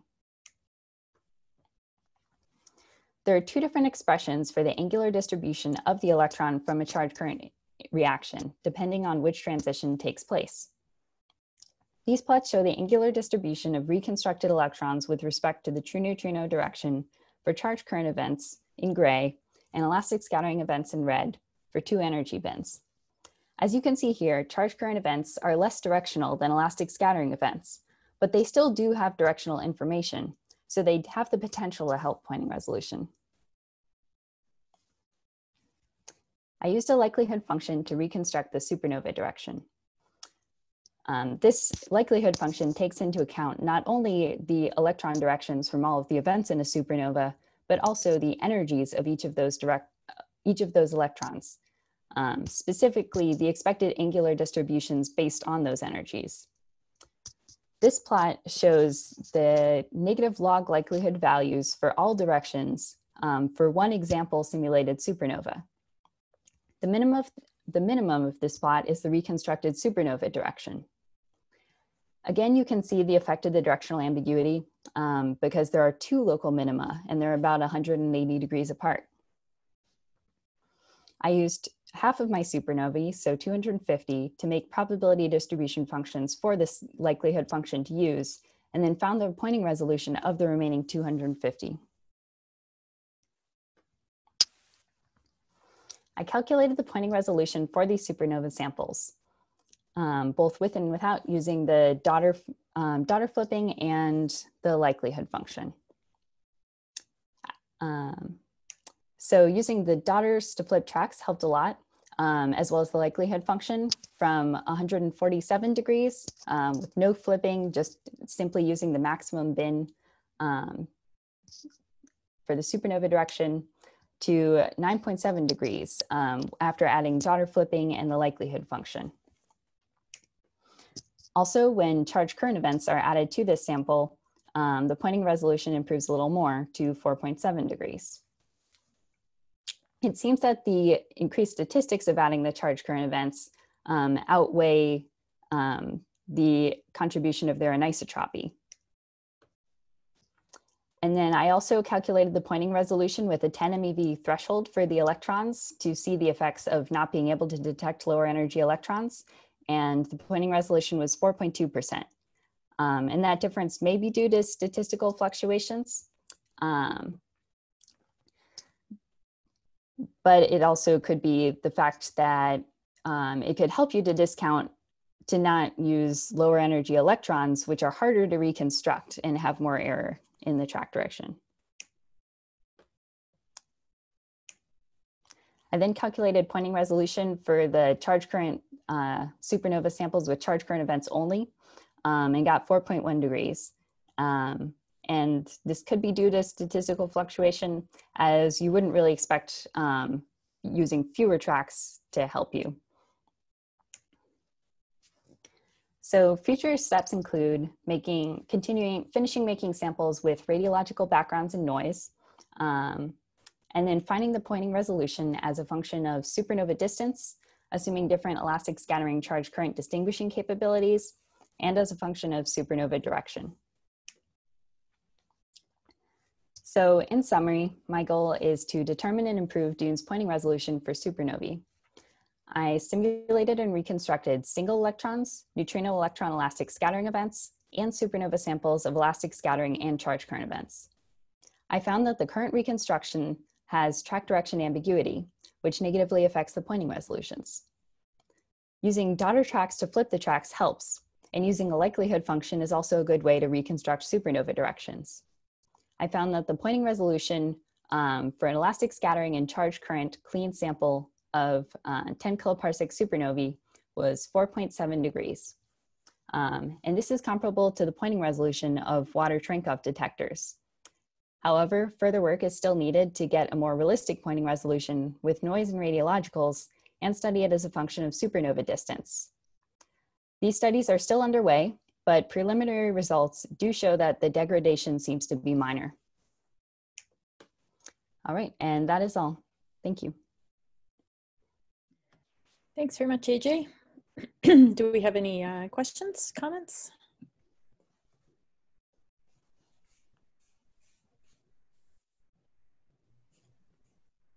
Okay, I don't see any else on Mattermost. I just, I guess, okay, more here. Oh, sorry, I'm missing your hand. Oh, there it is. Yes. So it's actually great to see that the events on argon are able to give you good directionality for supernova neutrinos. Is it possible to use these events to look at the sun, for example? Of course, sun, yes, the energies are much lower, but maybe we can look at higher energy neutrinos from the sun and maybe able to reconstruct this famous, what Super K did with a wider resolution to a much better resolution at DUNE. Have you thought of that? Is it being done? I think Kate probably knows more about that than me about the answer is that. Absolutely yes. We have a whole solar neutrino analysis, which looks quite promising. The issue there is backgrounds. Of course, in a supernova, it all happens at once, and so you have low background. But for solar neutrinos, they're dribbling in one at a time, and so the background issues are more more problematic. However, it actually looks really very promising. Dan Pershey has been studying that. I think there's information out in various posters and so on, and talks that you can probably find online, and that is getting ready for a paper sometime in the next several months. So the answer is yes. Okay, nice to know. Thanks.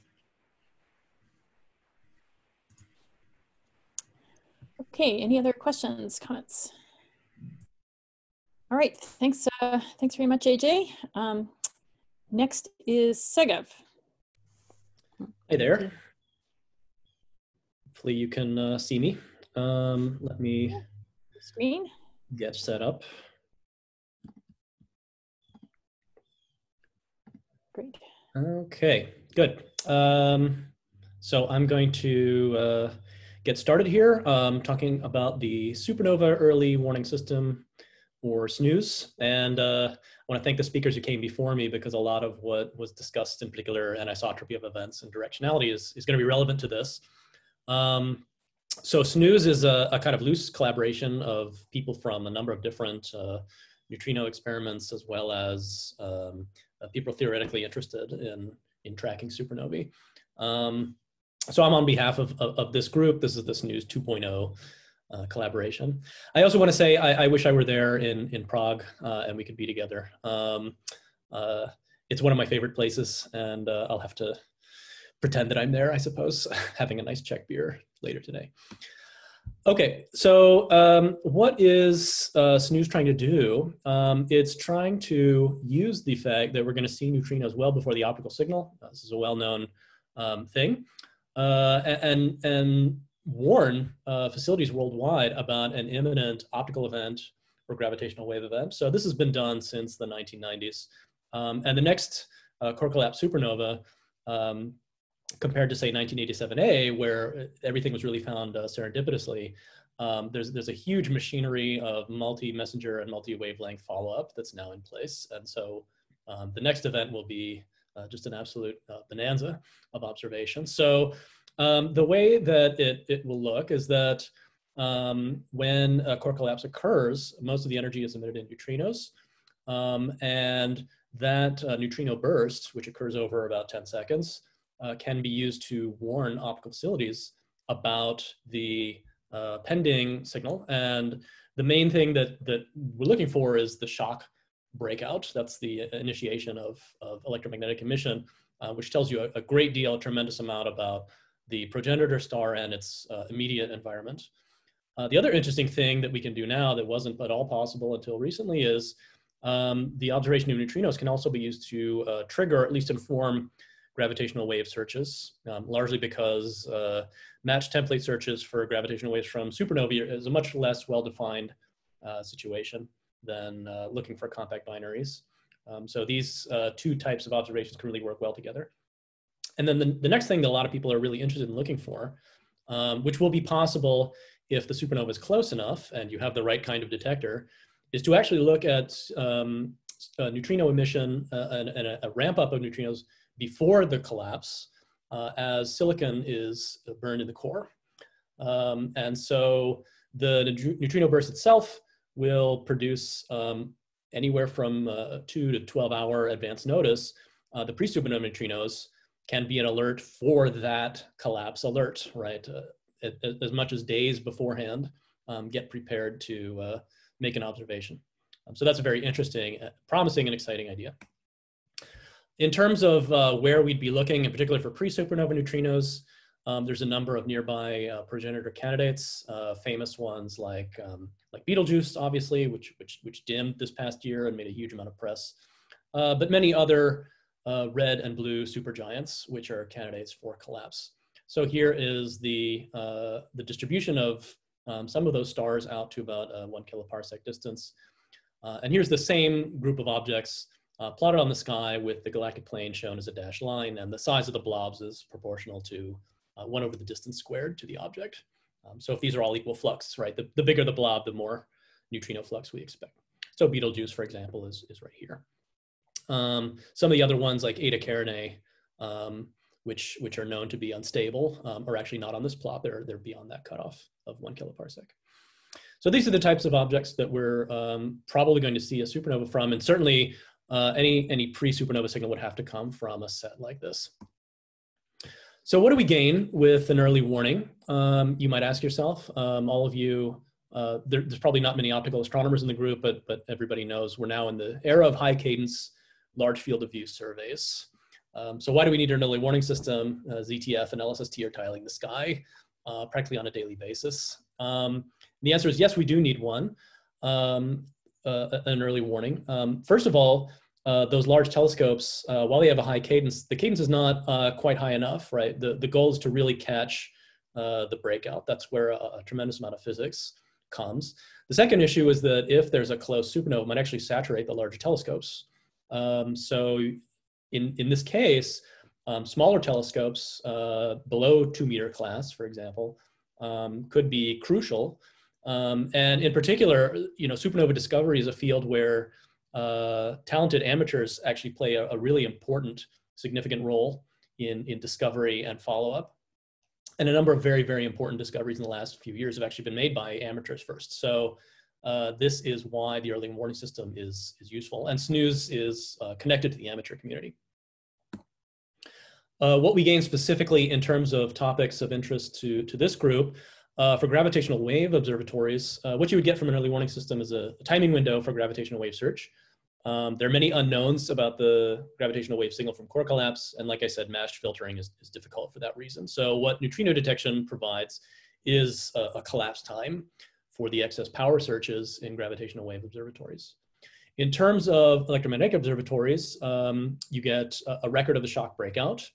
You would get, before the emission is observed electromagnetically, already information about the nature of the event. Was a neutron star being formed, a protoneutron star, was a black hole formed.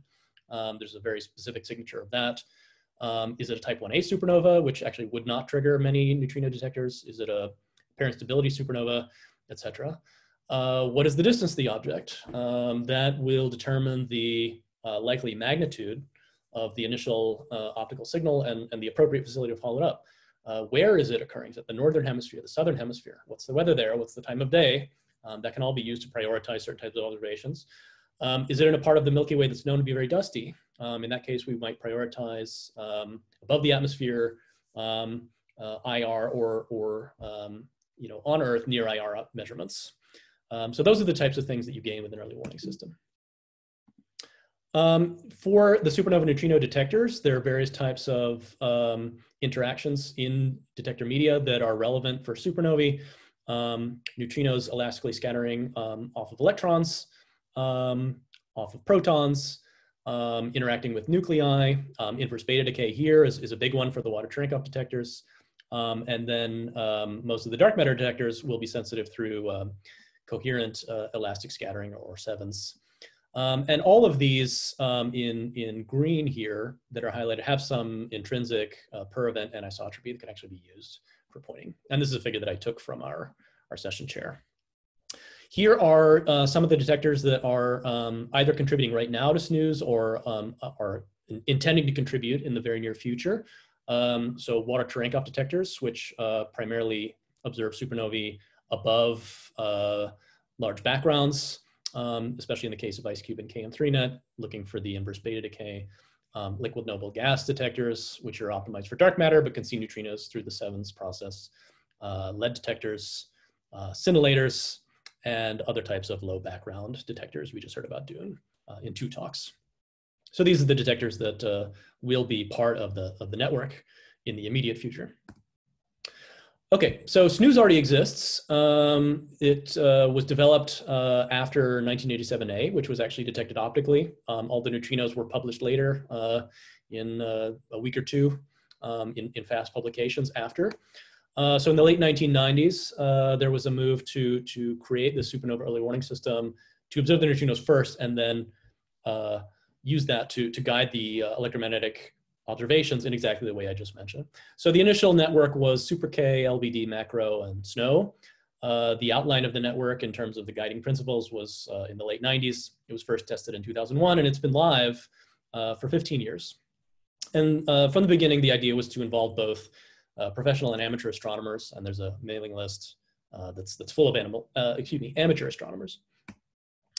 The development of SNOOS, here's a point that I stole from Alec Habig, is guided by 3 Ps, meaning the network should provide prompt alerts, it should provide some rudimentary pointing, and the alert should be positive. So by prompt, it means the alert should be available at much less than an hour timescale, ideally minutes. The pointing means we triangulate to provide of order 10-degree pointing to inform those follow-ups. And then the positives, the network was designed to provide a false alarm rate of less than 1 false alarm per century. So why is that? Here, by the way, is a flow chart showing how the initial SNOOS 1.0 network worked. So the idea is that every array sends some trigger time and a significance. And if 2 or more detectors are in coincidence in less than 10 seconds, and 2 of those or more experiments are located in separate locations, and 2 or more of the alarms are flagged as good, and 2 or more of the experiments have trigger rates that don't indicate any kind of noise or bursting in the previous week, an alert was produced. And if these final 3 categories were satisfied, the alert would have been sent to the public. And if not, then only an internal alert to the participating experiments would have been made. So the philosophy, the reason it was so restrictive, is that at the time of the design of the network, following up spurious alerts really would have still had, even in the late 90s, early 2000s, a large opportunity cost for the community on time and effort spent following up something that wasn't real. So the mantra was to avoid false positives at all costs. The consequence of that is that SNOOS has actually never produced a public alert. It's connected to the GCN, but there has never been an alert sent to the public. Of course, there has never been a core collapse in our neighborhood, so that's not necessarily a bad thing. But one problem is, of course, it's hard to really test the readiness of all these systems if no alerts are being emitted. So that's the motivation for SNOOS 2. a couple of changes are now being proposed to the network. So in addition to just sending a trigger time and a significance, there's a lot of discussion about actually sending the full time series, essentially the light curve measured by all the experiments. Those would get buffered, sorted, time structures in the light curve would get aligned and be used to produce a better location estimate. And in addition to that, much more aggressive monitoring for pre-supernova neutrinos in a continuous stream. And the output is now, would now be guided by the types of community alert networks that are available everywhere. Not only coincidence data, something happened, figure it out, but actually angular error maps in the style of Ligo and Virgo, with much more data sent to the public networks. And the reason this is being done is because there's a lot more tolerance now for false positives, largely because of technology and attitude changes in the community, right? There's a lot more robotic observation, automatic analysis and follow-up, and there's essentially much lower cost now to following up a false positive event. So that third P will now cross that out and call it probability. So there'll be more frequent and verbose alerts with a per trigger signal probability, and then consumers out there can decide whether or not to spend observing time following them up. In terms of the promptness of the network, here is a plot from Alec and a student on the typical time of issued triggers from the observatories that are already contributing or will contribute to snooze. So you can see something like 90% of the triggers get emitted less than 5 minutes after the core collapse. And certainly 99% is emitted less than 20 minutes. So we're certainly passing that threshold of alerts emitted in less than an hour. There are improvements to this possible. I work on IceCube, and I can tell you that the IceCube curve, which is this purple line that's peaked here, can be easily shifted to under 1 minute just by changing the shape of our trigger window. So this can get better if it needs to, but it's already pretty good. So promptness is not an issue. What about pointing? How is that going to work? Well, this is an idea that goes back to Mark Beggins and John Beacom in the 90s. The idea is that if you have two detectors separated by some distance, d of I, from I to j, so for example, IceCube and DUNE, and you get a time difference in the recording of the burst that's just due to that separation distance, you can define a cone on the sky where the neutrinos actually came from. And the opening angle of that cone is just defined by the dot product between the distance vector between the detectors and the distance to the explosion. Okay, and the thickness of the cone depends on the resolution with which you're able to measure the time difference between the arrival of the neutrinos at these two different detectors. So the idea is that you try to pick a feature in the light curve or somehow match them up, slide them against each other so that you get as accurate a measurement of that time difference as you can. And there's various ways and proposals of doing that. So here is a plot that essentially was shown earlier by Clara. You get different types of time structure in different phases of the supernova explosion. At the very beginning, during neutronization, you get this very big peak in the neutrinos. And so if you have a neutrino detector and you're able to measure this, which DUNE will be able to do, that's a great feature to try to find. The other nice thing about it, it's a universal feature. It shows up essentially independent of the supernova model.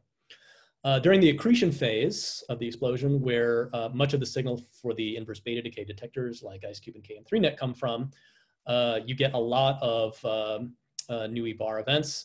But the particular time structure that shows up here is quite a bit more model dependent. So any given numerical model will give you a slightly different prediction for what you expect to see. So that makes it a little bit more difficult to guarantee that you're looking for a particular structure there. One thing that people have focused on is the change point in the rate in a detector that occurs during the start of the accretion phase after neutronization. So this is simulated IceCube data showing background counts and then kind of this turn on in the excess counts, and identifying that T0, you can do that to within a few milliseconds and then use that to line up time features. Another thing that people want to look for, if it occurs during black hole formation, there'll be a very sharp feature in the accretion phase of the explosion as the neutrinos just cut off after the black hole forms. And that is also a very good for lining up time structure. It's a very sharp feature that's universal and would result in excellent time resolution if it happens. And this again is an ICHEP simulation of a model by Evan O'Connor that failed to explode. Okay, so here's an example of the type of pointing accuracy that we're talking about. So this is a study done by Berdar et al. A couple of years ago, where they assumed that you have some reasonable model of the explosion that actually fits the data reasonably well. So this is a template-based fit of the full spectrum. Each one of these different colored contours here is this ring that you get from a pair of detectors. And the idea is that combining all these different pairs, you get an overlap of the true location of the supernova, which is here in the galactic center. So these are reconstructions of the direction from two pairs of 2 detectors. This is from pairs of 3 detectors, and then this is 4 detectors, groups of 4. So the dot here is for a black hole where the time resolution was excellent. So that's why this contour is very small. Kate and her student last year looked at this same problem, but decided to do it in a more model independent manner, assuming that one did not know the flux model very well, and try to match up the structures much more using an estimate of T0. And so the resolution gets worse for that delta Tij. So you get, for 4 detectors, a contour that looks more like this, where the true location of the supernova is at the galactic center and is located 10 kiloparsecs away. So something like 10 to 20 degree angular resolution. And just this year, Alexis Calero and colleagues from KM3Net looked at the same problem, but asked if we actually had not just a T0, but the full light curves from all these detectors, and did essentially a cross correlation. So just slide all of the light curves across each other, find the best time match, and then get delta T from that. How do you do? And so again, the true location of the supernova is at this little dot. So you can do reasonably well, less than 10 degree resolution. If you're able to obtain a per event anisotropy, you can also do pretty well. So here's a plot from Super K from Abe et al. The neutron tagging that Super K can do now to remove the tag the inverse beta decay events, which are shown in blue, would in a supernova event leave behind the anisotropic elastic scattering events in their detector, which are shown in red. And so just from the intrinsic anisotropy of those events, you could get direction resolution of about 2 to 4 degrees at 10 kiloparsec, getting considerably worse as you move to the edge of the galaxy. Something like at least twice as worse as that. So that's something you can do in some detectors. IceCube and KM3Net can't do that particularly well, but others can. And of course, you heard about DUNE. Okay, let me move before I finish up to the 4th P, the pre-supernova neutrinos, which is the thing that I think is an exciting thing that we can try in SNOOS. So anti-NUI emission during the pre-explosion silicon burning phase can be detectable if you have a low to 0 background detector. So this is something that can be done by some, not all of the contributing detectors to SNOOS. So the benefits I already mentioned, you get advance alert of the collapse, both for gravitational wave and neutrino detectors. So it's good for everyone's readiness, as well as advance notice of the explosion for optical and high energy telescopes. It's feasible for low background detectors. So Super K, DUNE, Juno can do this. Events that are looking for excess above background really can't do it. And the reasons are threefold. First of all, this is a faint signal. The pre-explosion luminosity is 4 to 5 orders of magnitude lower in neutrinos than the collapse signal. So at best, we're talking about hundreds of events from a range of less than a kiloparsec. The energies are lower. The average energy is about an MeV. So the cross-section hurts you a little bit and is further reducing event counts. And finally, the timing. These events are going to be streaming in over hours to days rather than bursting in 10 seconds. So that's why a search above background is not possible. You really need to be almost background free to do this. So pre-supernova detection can actually provide event direction, which is important for readiness. So here's a plot from a paper by Lee et al. Showing the a liquid scintillator detector DUNE using the intrinsic directionality of inverse beta decay. Even with the neutrons diffusing, they're able to get a very rough estimate of the event anisotropy. And so here, this is a model of a 200 parsec distant core collapse. They get about 200 events in their detector, and they're able to get about 60-degree localization. And there have been several papers that show that if you dope the scintillator with lithium salts to reduce the diffusion length of the neutrons before they decay, you can improve that localization quite a bit more because you get rid of that isotropization. So here is a plot from Cecilia Lunardini showing in kind of orange and red the typical reconstruction you would get in a liquid scintillator detector from Betelgeuse. So you get something like 60-degree resolution, and then if you have a doped detector, you can cut that down almost to about 10 degrees. So that's the kind of thing that you could do 4 hours before the collapse. So what is SNOOS doing now? At the moment, we're working on how to combine these data and then transmit them to the community. So there's already a plan to have kind of 2 different types of detection running simultaneously. For pre-supernovae, you really need a continuous data stream coming from all the detectors to SNOOS. The warning that you get is something may be about to happen, and you would inform the community. The types of events we're talking about would be GPS time, event type, if that's known, event energy, if that's known, and event direction, if that can be shared. And that can be combined into an alert when enough events show up at once. For the collapse-based alerts, there's actually types of alerts that would come out. The first would just be an alert tier by itself. So more events than expected above background show up from several detectors. That would produce an alert, a preliminary alert that goes out to the community. And this would include now periodic heartbeats and fire drills to improve readiness. So we would start emitting regular alerts. There would be a significance tier where we start actually combining the p-values from the different experiments into a global value. Essentially, the idea is let people know something big is happening. And this can be sent with an alert or immediately after, or updated as necessary. And finally, a timing tier where time series are combined or just estimates of T0 to include estimates of pointing. Basically start telling people, get ready to look in this particular direction. So after I'll mention we are coordinating with the optical astronomy community, and we have experts within SNOOS who know how to do this, about actually how to optimize observations after a collapse alert happens. So if a neutrino alert occurs and we say, okay, we think it's Betelgeuse, actually having everybody point there might not be optimal if Betelgeuse isn't the true progenitor, if it's something else. So it's actually a good idea to spread out these observations and not have everyone run to what they think is the most high impact measurement. That's how you really get the best results scientifically.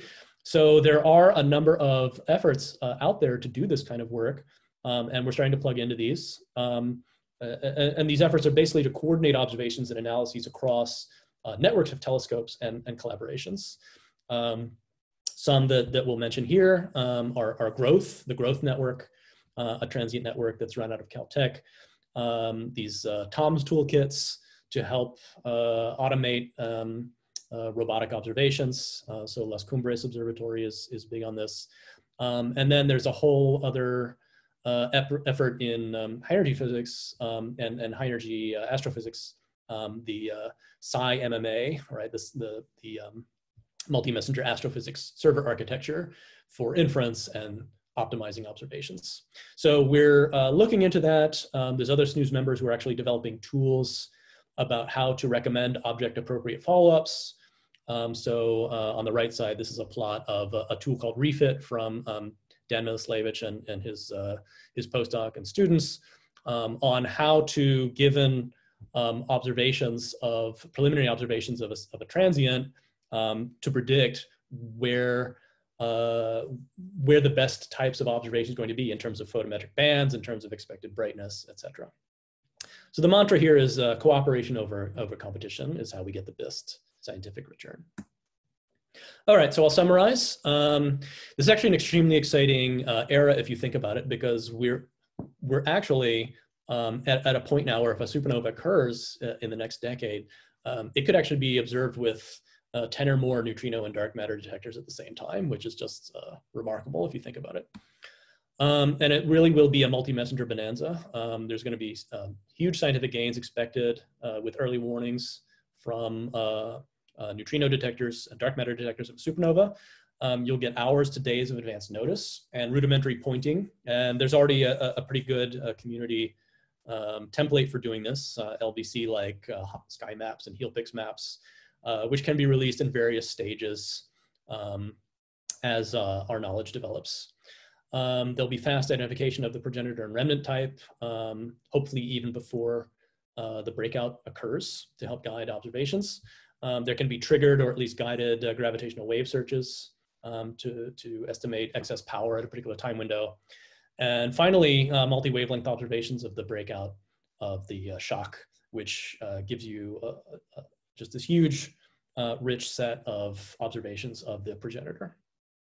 So my last comment is the idea behind SNOOS 2.0 is really to help maximize the global investment that has been made in these massive automated astronomical networks.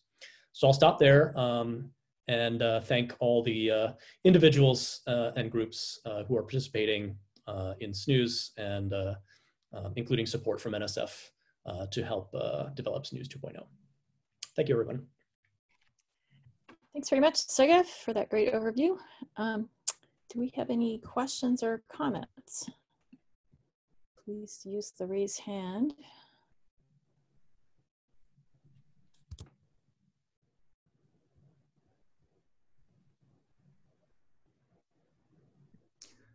So I have maybe a quick question. I'm sorry, I cannot raise my hand. Segev, this was a great talk as usual. When you mentioned the coordination of electromagnetic follow-up, so do you mean different tiling of search areas on the sky, or what are you specifically referring to here?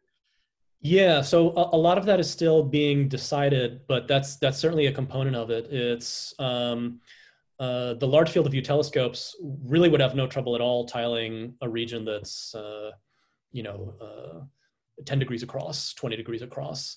But the other, there's another component to it, which is if we already think that the supernova is very close, an instrument like LSST might actually not be, they're not able to my knowledge, put anything over the pupil of the telescope that will reduce the light. So they might actually saturate. So going to the smaller telescopes is a part of this and saying, okay, those are the appropriate facilities, not the big high cadence surveys. So it's kind of a mixture of those two things. Mm-hmm. Okay, thanks. Okay, any more questions or comments? All right, then thanks again, Segev. And so now we change topics slightly. We're going to cosmic rays and dark matter. So next speaker is Sean Quinn. So please share your screen. Okay. Let me know if it's coming through okay. Looks good, go for it. Okay, great. So today I'll talk, so I guess first of all, thanks to the organizers for accepting the contribution and the extraordinary effort to keep the show going in these unusual times. I think that's very much to their credit when other conferences are postponed or simply canceled. So thanks for that. So in my talk, I'll be describing the GAPS experiment. So GAPS is the General Antiparticle Spectrometer. And it is a direct cosmic ray experiment indirectly searching for dark matter. And I'll unpack that a bit later. And so just quickly touching on the motivation. So dark matter, of course, large outstanding problem in physics. Without getting too sidetracked between the debate of the particle nature versus modified gravity and things like this. For the purpose of this talk, let us just go with the ansatz. It is a particle, and so we're interested in learning more about the particle nature of it. It's not satisfying enough to just simply call it a cold, dissipationless fluid. And for gaps, we're going to be primarily sensitive to certain WIMP theories. So we'd like to be able to understand which ones could be right or wrong. And in this no stone, left unturned approach, it's important to consider wide variety of possible models. And so it turns out that you can indirectly search for dark matter using cosmic rays, and in particular, cosmic ray antinuclei, a very promising channel. And the idea is that since there's a lot of dark matter in the galaxy that can potentially wind up as standard model final states, you'd expect this as an excess in those species versus what's normally produced by normal astrophysical sources. So let me make sure this laser pointer's on, sorry. So this is the typical diagram you see. So we have colliders, which are large and expensive, and in most cases general purpose detectors with some sensitivity, multi-ton scale noble gas experiments looking for nuclear recoils. And on this axis is where the indirect detection sits. And so we're primarily looking for self-annihilations or decays at the source, which is occurring in the galaxy. And it looks like I'm missing some over bars here, so apologies for that. Please just conserve charge to make this work. And so once you have the, so you take your BSM model, generates some standard model final states. These have some probability to hadronize or form neutrons and protons. And then for gaps, since we're probing antiprotons and then antinuclei, we have to go through this step of coalescence, so where the proton and neutron fuse together.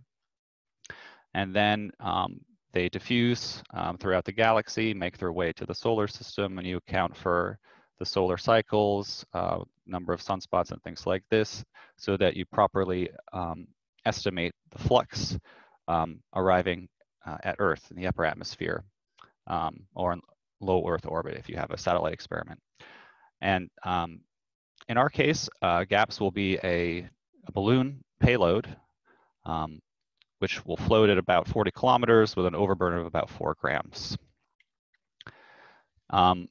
So just to reiterate, yes, GAPS will be a balloon payload, and in terms of the active material, we have about a ton of instrumented detector, and this has to survive in a near vacuum environment on a very modest power budget.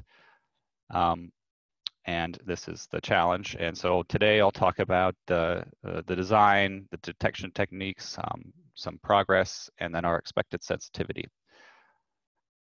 And so a perfectly reasonable question is to ask, okay, well, if I go survey what's already out there, is there really a need for GAPS? And I would argue that definitely the answer is yes. So in the current situation, AMS has collected a fantastic, large, very, high statistic data set for antiprotons. And the trouble is, though, in their kinematic regime, basically any dark matter signal you would expect is going to be competing with an astrophysical background. And so you see that in this plot. And any excess would potentially be here in this bump. And in this paper, which claims that this is a significant detection, well, the residuals are actually still only on the percent level here. So if you have that degree of confidence in modeling your background, I suppose that this would be very significant detection.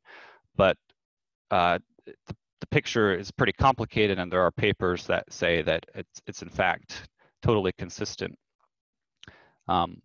with flux from astrophysical sources.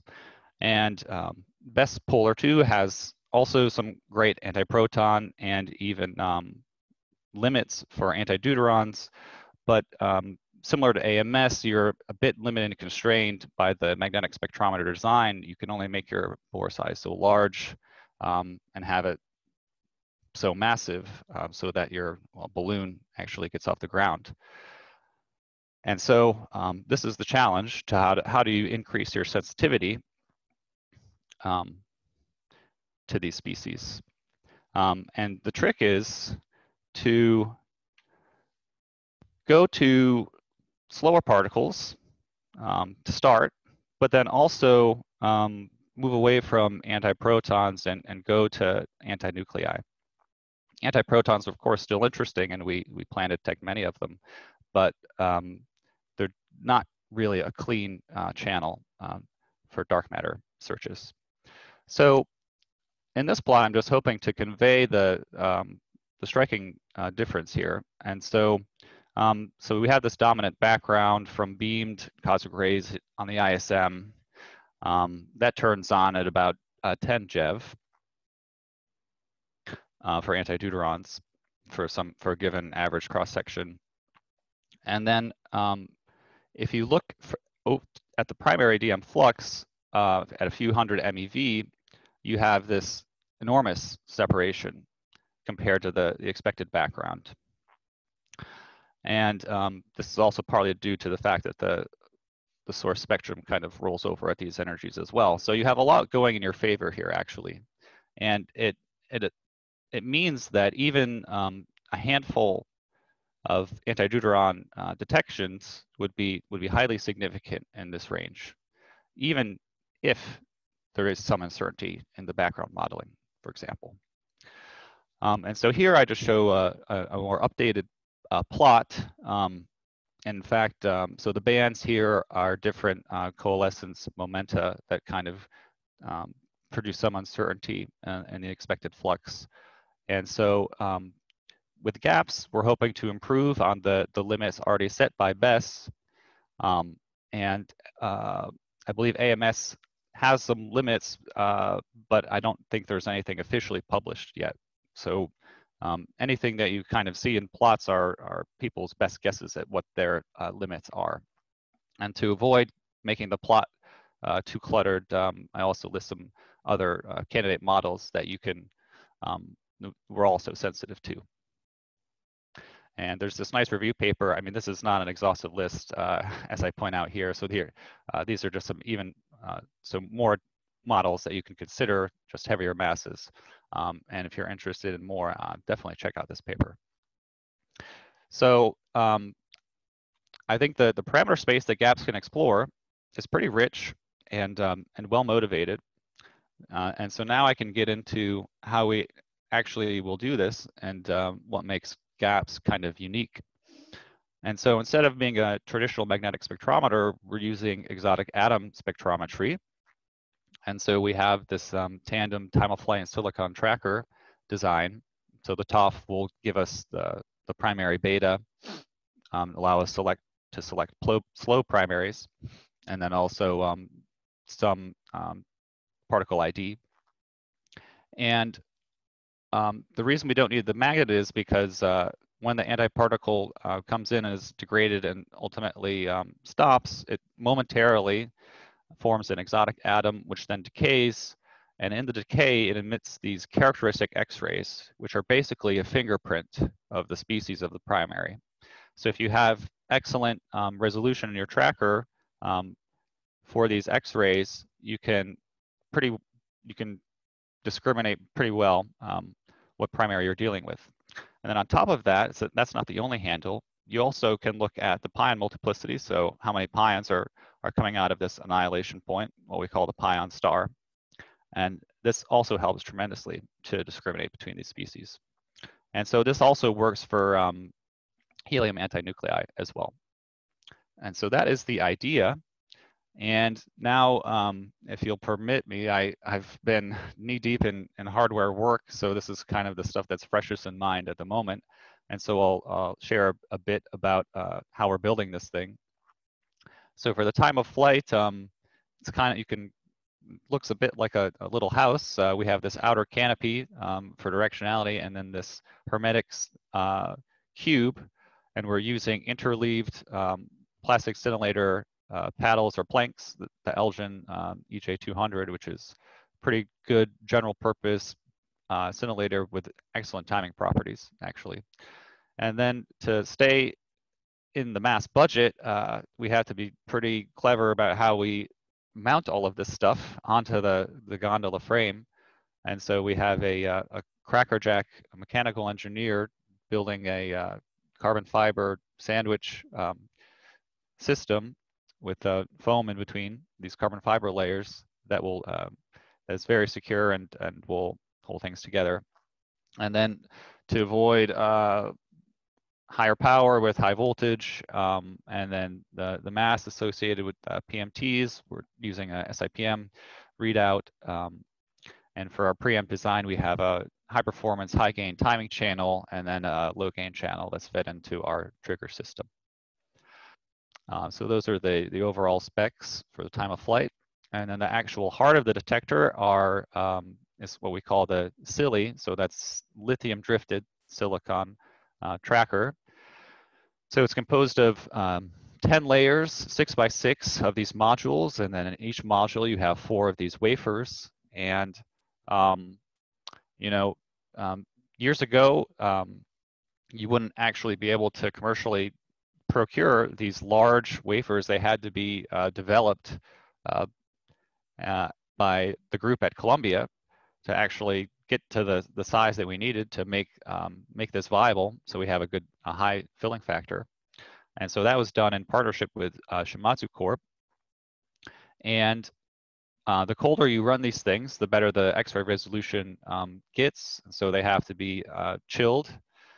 And also to satisfy mass and power requirements, again, you can't imagine really using off-the-shelf parts for each of these modules. And so the custom ASIC for the DAQ was developed by some really excellent, talented engineers in the Italian groups.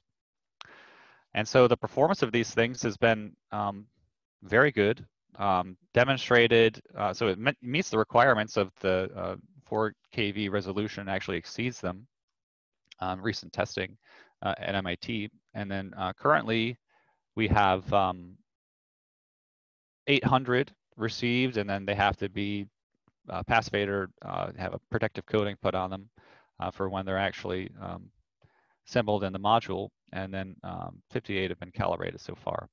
And then all of this is done using these high throughput automated testing stands developed by groups at Columbia, MIT, and Hawaii. And so I guess the next natural thing to talk about is the cooling system. So you'll probably notice the common theme of everything has to be low mass, low power.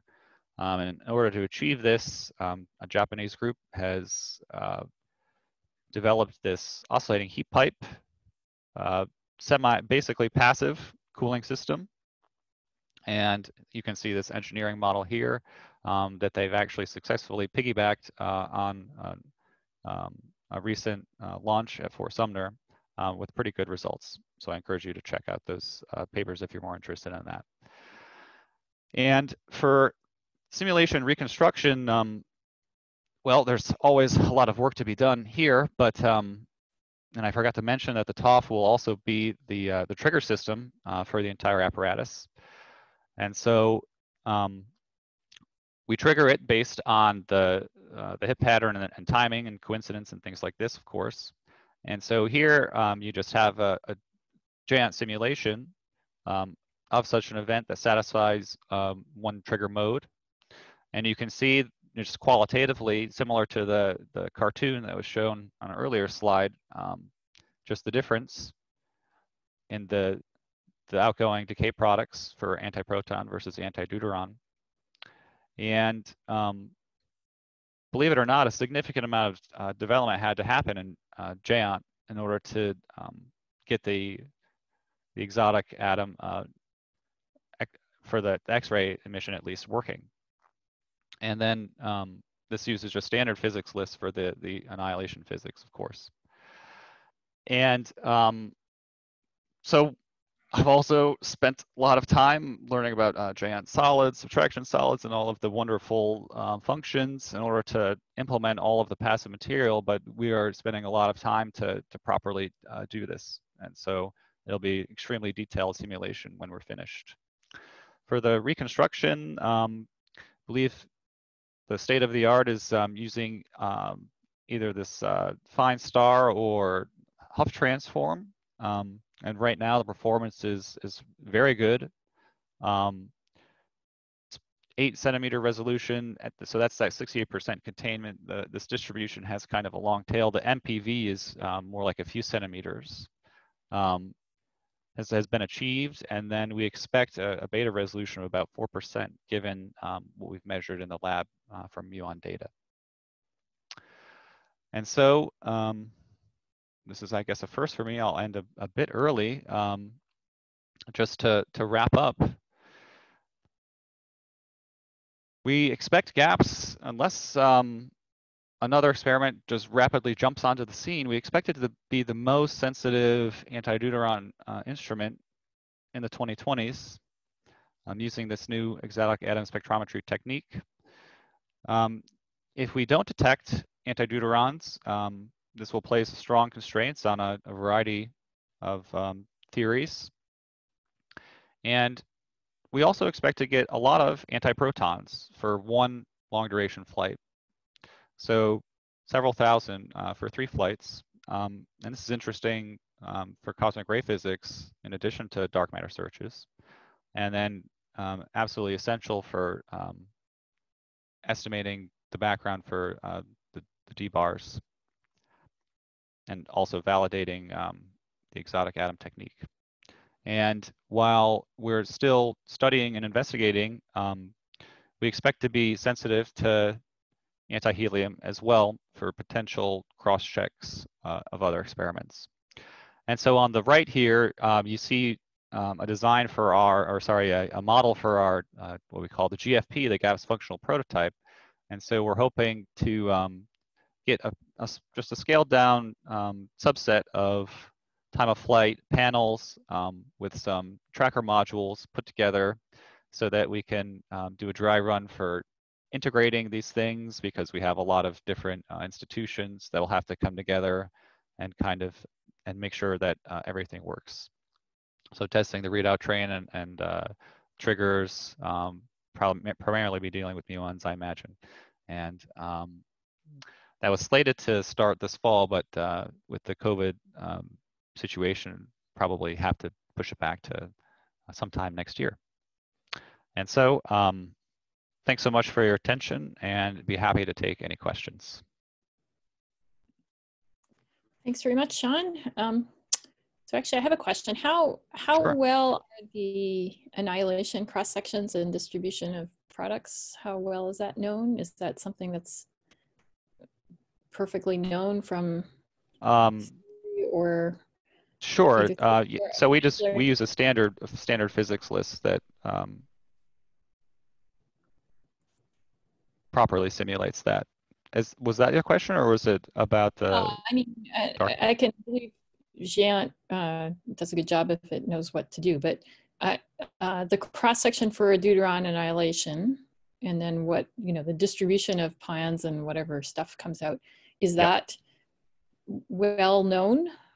Is that perfectly known, or is it something where there is a need for ancillary measurements and or theory?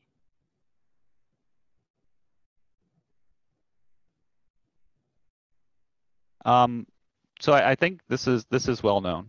Yeah. What is a bit is it measured or is it theory? So I imagine it's data driven to the extent possible, where there's data available. Yeah. Okay. Hopefully that answers the question. Yeah, I mean, I can imagine somebody's measured it. I'm just curious if it's something you you can calculate, or it's something that has to be measured. Okay, thanks. Yep, and there are, I guess, do I have a backup on that? Probably not, but there were also, there were beam tests of the exotic atom formation at KEK that were studied, I think, in the mid-2000s or maybe early 2010s, where presumably they have data on this, and I'm sure there have been additional studies since then. So it's not, yeah, it's not so cutting edge. What is kind of cutting edge is the, I would say, in this whole chain, maybe understanding the coalescence. That's a situation where there actually is not a lot of accelerator data. Yeah. From in the dark matter side, on the production side. Yeah, so after you have the dark matter annihilation or decay, and then the hadronization, actually having the antiproton, antineutron coalesce, and so the momenta have to be aligned and things like that. This is there's not much data for that. So. Okay. Oh, I see a question from Segev. Yeah. Hi, Sean. I hope this isn't too off the wall of a question, but you know, with the energies that you're looking at, you know, the thing that first pops into my head is that, you know, that's pretty deep into the region where solar modulation affects the cosmic ray flux. Yep. And so I wonder, is that going to have an important impact when you're trying to look for these really, really rare low flux? It definitely does. And we're unfortunately starting to get out of the solar minimum window now that we're in with this cycle. But I don't think it's going to be so severe that it warrants, you know, not continuing. I want to say on the order of low tens of percent of overall flux that we would get. So our sensitivity shouldn't be impacted so much. We will have to adjust this bar a bit, but not so devastating. That's definitely a good point, though. Okay, thanks. Yep.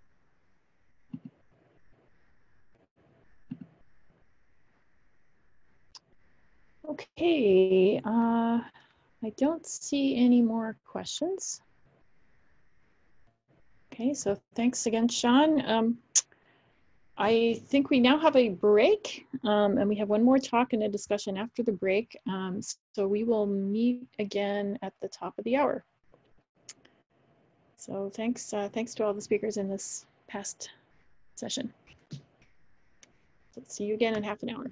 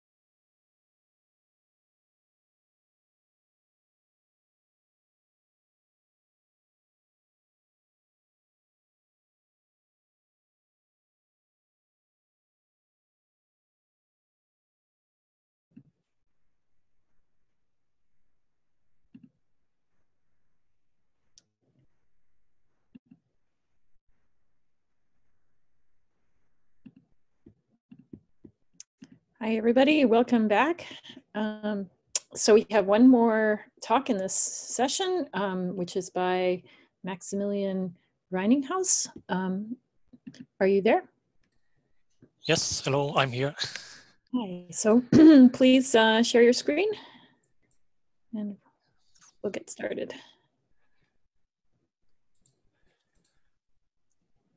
Okay, is it visible? Yep, looks good. Okay, Go great. ahead. Yeah, so I'm going to talk a little bit about new physics in air showers.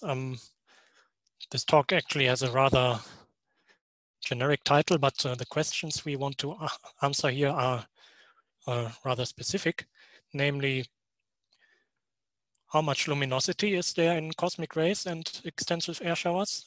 So this is a number we can compare to LHC. And the second thing is we want to study a concrete model of new physics, which is called Higgs-plosion. And yeah, we'll see what this is about. Okay, but let's start with an introduction, why it might be interesting to look at new physics in air showers. And the main point here is that in air showers, at the highest energies, if you look here at the cosmic ray spectrum, you have interactions of up to 400 TeV in the center of mass frame. So much more than you can get in LHC. The downside of this, however, is that the fluxes are very small at these energies. You don't really know what the composition is. So you could have a proton up to iron. And you also don't, you cannot really access the interaction itself, but you have to study indirectly the air shower that will develop after the first interaction of the cosmic ray. And in the end, what you observe in your detectors are the radiation you get from the electromagnetic particles, or also the electromagnetic particles on the ground, and muons, and depending on what experiment you're working with, also the neutrinos. Okay, now you can ask yourself how many interactions are there actually happening in a single shower? Because if the flux of the primary is small, maybe it gets much bigger if you consider all the secondaries. So yeah, this is what we did here. If you look at a single shower of a certain energy and you make a histogram of all the interactions, then you see that for the largest part of the energy range here, it is dominated by pions, but close to the primary energy, you see that it's actually the nucleons, including this peak here of the primary particle itself. So this is the proton in this case. Yeah. If you study this as a function of the zenith angle, you can compare what happens at very inclined showers compared to vertical showers. And the message here is if you don't go to very low energies, it doesn't change so much, the picture here. Because the ratios here are basically within 10 or 20%. And only at very low energies, you can observe a change of the critical energy because the particles travel for a longer time through rarer rarer air. So the probability to decay is higher than to interact. Okay, now this was for single showers. If we now consider inclusive spectra, so integrated over the whole cosmic ray spectrum, then the picture changes, which has something to do with the fact that the cosmic ray spectrum is in fact very steep and much steeper than this power law that we saw here before. And this results in the fact that in this folding with the cosmic ray spectrum, only those interactions which are close to the primary interaction actually contribute. So in the end, you are basically dominated by nucleons over the whole energy range. And yeah, if you compare now the fluxes, including the secondary nucleons, to only the primary nucleons, then you see that all these secondaries in total will increase your flux by let's say up to 80%, not more. So in the end, all these billions of interactions happening in a whole shower do not contribute so much. Okay, let's convert these quantities to something that is maybe more familiar for particle physicists, namely luminosity. This means basically we have to include a factor for the cross-section in this in these histograms, and we also have to consider that due to these units of the flux, we are also differential in area and solid angle. So a useful quantity that might be of interest is, yeah, if we integrate this this luminosity over a certain energy and then also integrate it over a certain area, and we just take the maximum we could get on Earth, namely the whole Earth's surface, you know, basically just for fun, then it turns out that we end up with a luminosity of about 30 picobarn per year. Yeah, at energies comparable or above LHC. And if you compare this now, for example, with LHC itself, then you see that yeah, LHC has still much bigger numbers, and yeah, the only advantage of cosmic rays is really just the higher energies. So luminosity is worse. Okay, this was part one. Let's come to part two, which is about a very concrete scenario of new physics, which might or might not happen in extended air showers. And this is called Higgsplosion, and it is about a fact that comes from scalar field theories. It's known for several decades now, that if you have a highly virtual scalar, for example, a Higgs, and this decays into on-shell Higgs, then you see that you can calculate, in fact, that the amplitudes or the rates, in fact, grow with n. So the higher n is, the greater the probability of this to happen.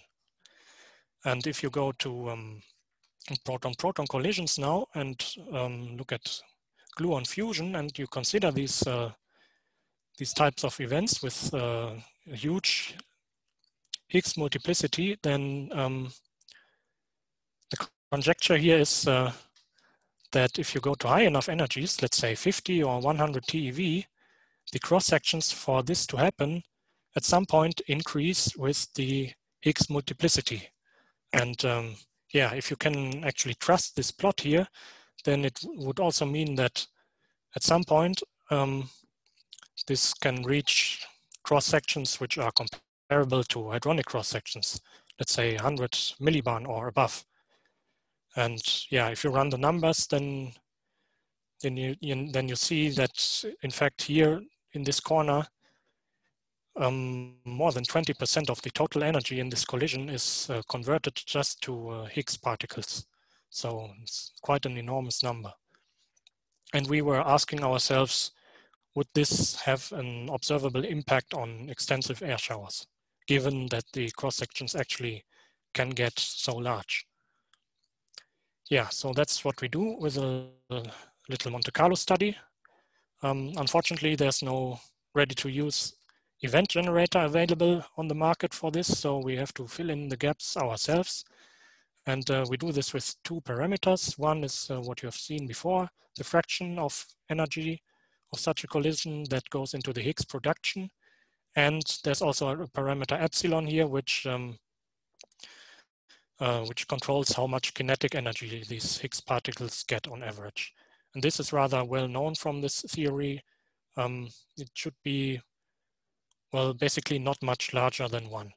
So here on the right, you see this plot, and if for these cross sections, and if you place a cut on epsilon, then you see already for values just epsilon bigger than 5, it's heavily suppressed. So we are interested in the range of epsilon around 1 or smaller. Okay, and with the remaining energy, we simulate, let's say, the underlying event with standard hadronic physics, simply by feeding this into QGS-JET, which is one of the standard event generators in this field. And then what you end up with is with the final state given by the secondary particles you get from QGS-JET and these additional Higgs. And they then subsequently decay into, well, hadrons, leptons, and maybe even electromagnetic particles, which then feed the electromagnetic cascade. Okay. So let's see what impact this has on the air shower. And the first observable we are going to look at is the shower maximum, X max, which is, if you look at the longitudinal profiles, that is the energy deposit as a function of slant depth. And yeah, X max is the maximum of this. And given the random nature of air showers, this is in fact not just a single number, it is a distribution. And we typically look at the mean and the variance, or the fluctuations of this. Now, in general, you can split up X max into two parts. One is the distance that the primary particle has traveled, coming from outer space to the point of the first interactions. That's here labeled as X naught, and what happens in the actual shower development later. And of course, this point of first interaction is related to the cross-section of such an event to happen. Now, unfortunately, we don't really know what the cross-section is. So yeah, we have to apply a certain trick. So we just look at showers which have a fixed point of interaction or height of interaction, namely in this case 20 kilometers. And this means we basically just study this X max part coming from the shower development. And yeah, if you do this, what you figure out is that it heavily, this position of the shower maximum heavily depends on the fraction that goes into the Higgs production, but not so much on the kinetic energy, or epsilon. And in fact, if you go to values above 0.3, then you can make showers which are initiated by a proton kind of look like they would be an ion. Okay, and the same you can do is if you look at the fluctuations.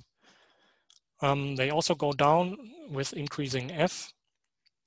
And yeah, this leads to the conclusion that the fluctuations actually are mainly caused by the standard hadronic interaction, not so much this explosion event. So if you put all the energy into Higgs production, then you basically end up without any fluctuations. Now, of course, the question is this really a feature of the model, or is it maybe just oversimplified implementation? And yeah, this remains to be seen.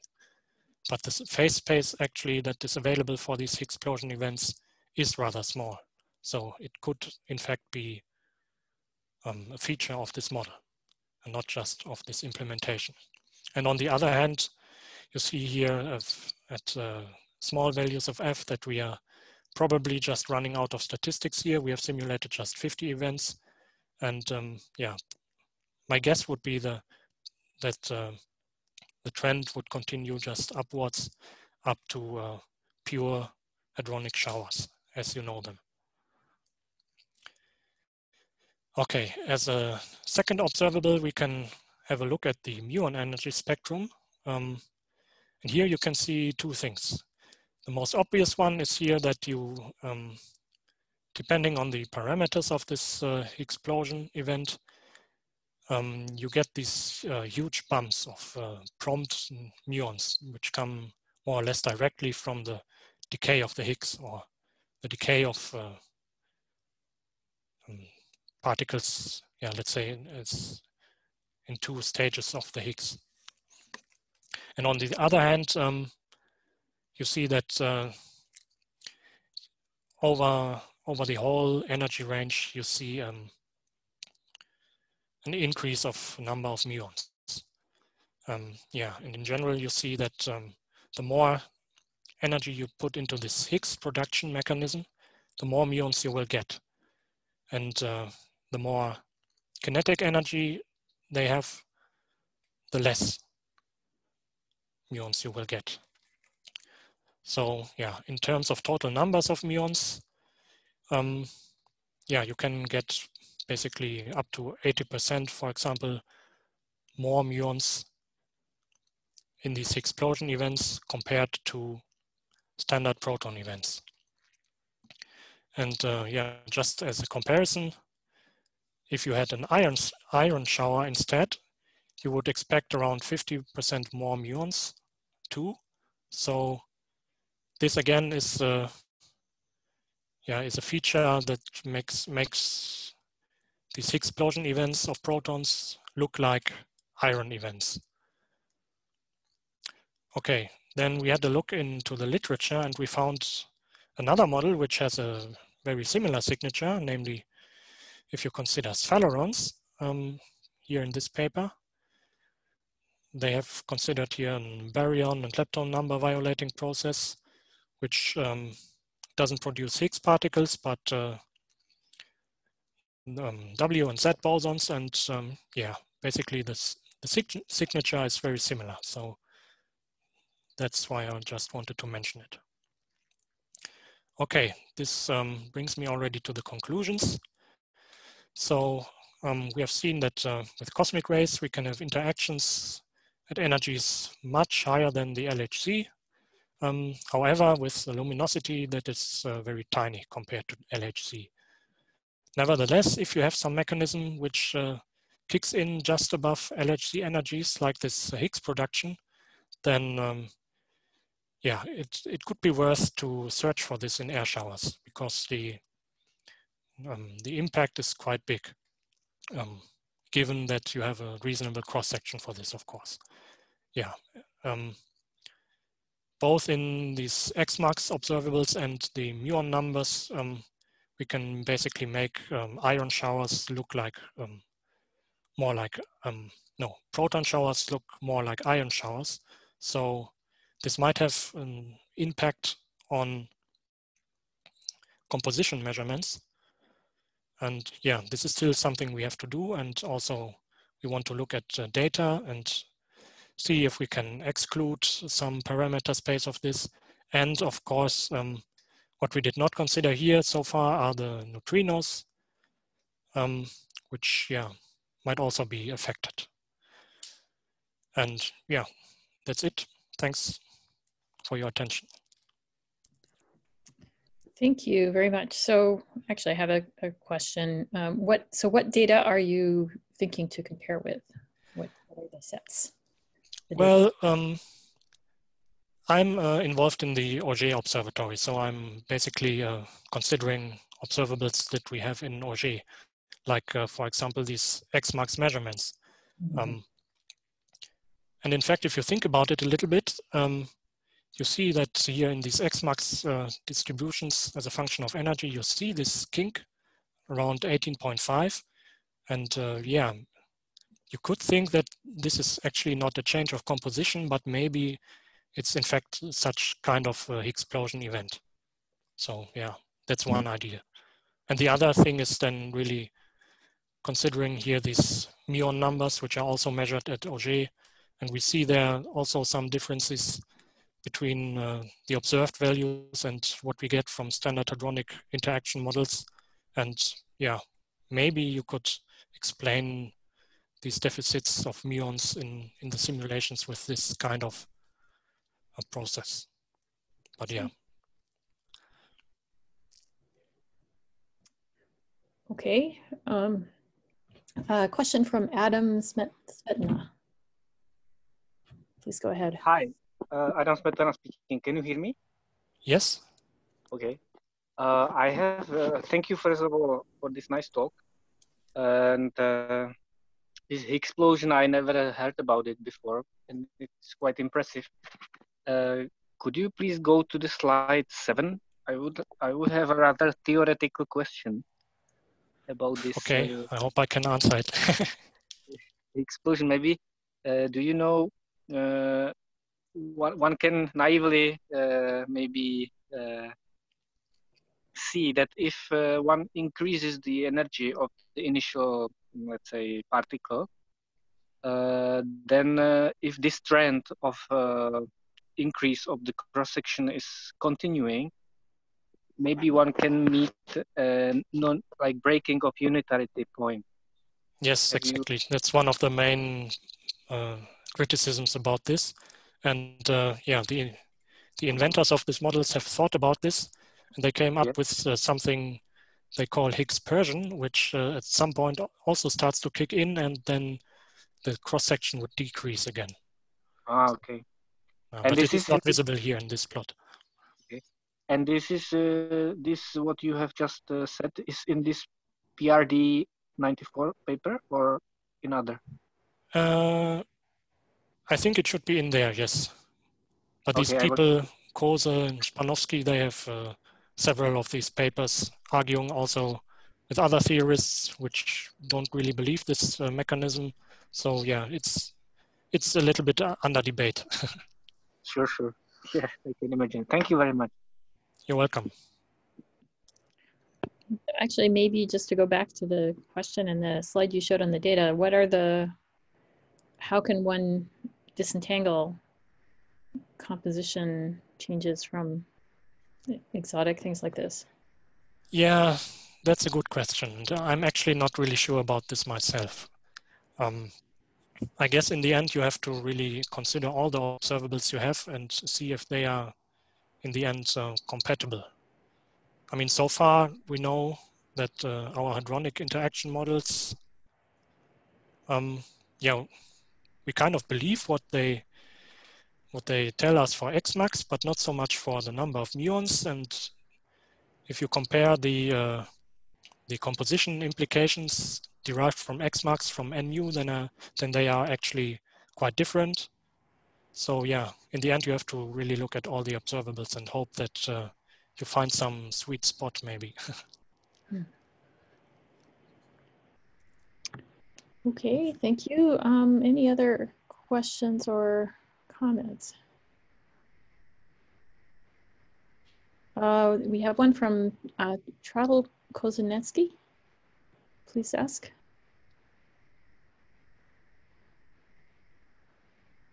Maybe I may have mispronounced the name. Tradel Kozinetsky has a hand up. I think you're muted. There you go.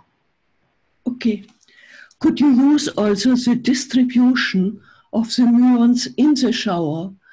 For example, we have seen long time ago in our experiment that we had events where muons were very close to each other. Many muons like order 10 coming very close. Yeah, I think if you have the right experiment, then you could do it. So these very high energy muons, which would be the kind of smoking gun for this type of event, they would probably all be very, very close to the shower core. And for example, with Auger, it would be impossible to measure them individually. But yeah, if you have some experiment with muon energy resolution, I don't know, maybe with ICECube, for example, then it might be possible, yeah. Okay, our experiment was UA1, so it was long time ago, but we saw order of 10 muons in a very small space. Small space is order of 10 centimeter. Yeah. Okay, thank you. Thank you. Any other questions or comments? Yeah, maybe one comment on your comment on IceCube. So yeah, in IceCube we also have issues to disentangle bundles of muons arriving at the same time, even though we have a much smaller spacing than Auger. So this is really a difficult measurement. Yeah. Yeah. You need a very huge, very fine-grained detector, which is hard. And the funding for that, yeah.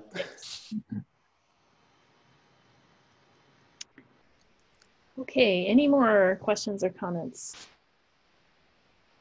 Okay, thank you again, Maximilian. That brings us to the end of the scheduled talks. I believe we have some time for discussion, which I think is open whenever it peters out, I guess. People are probably quite tired in Europe by now, but I guess I can open the floor for anything anybody would like to talk about, if there's anything.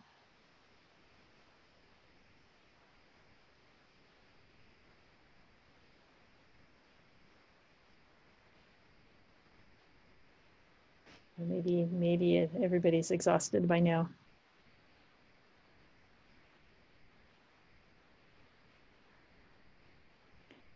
Yeah, unfortunately, this would be the time where if we were really in Prague, we would go out for a nice dinner, but alas, not possible.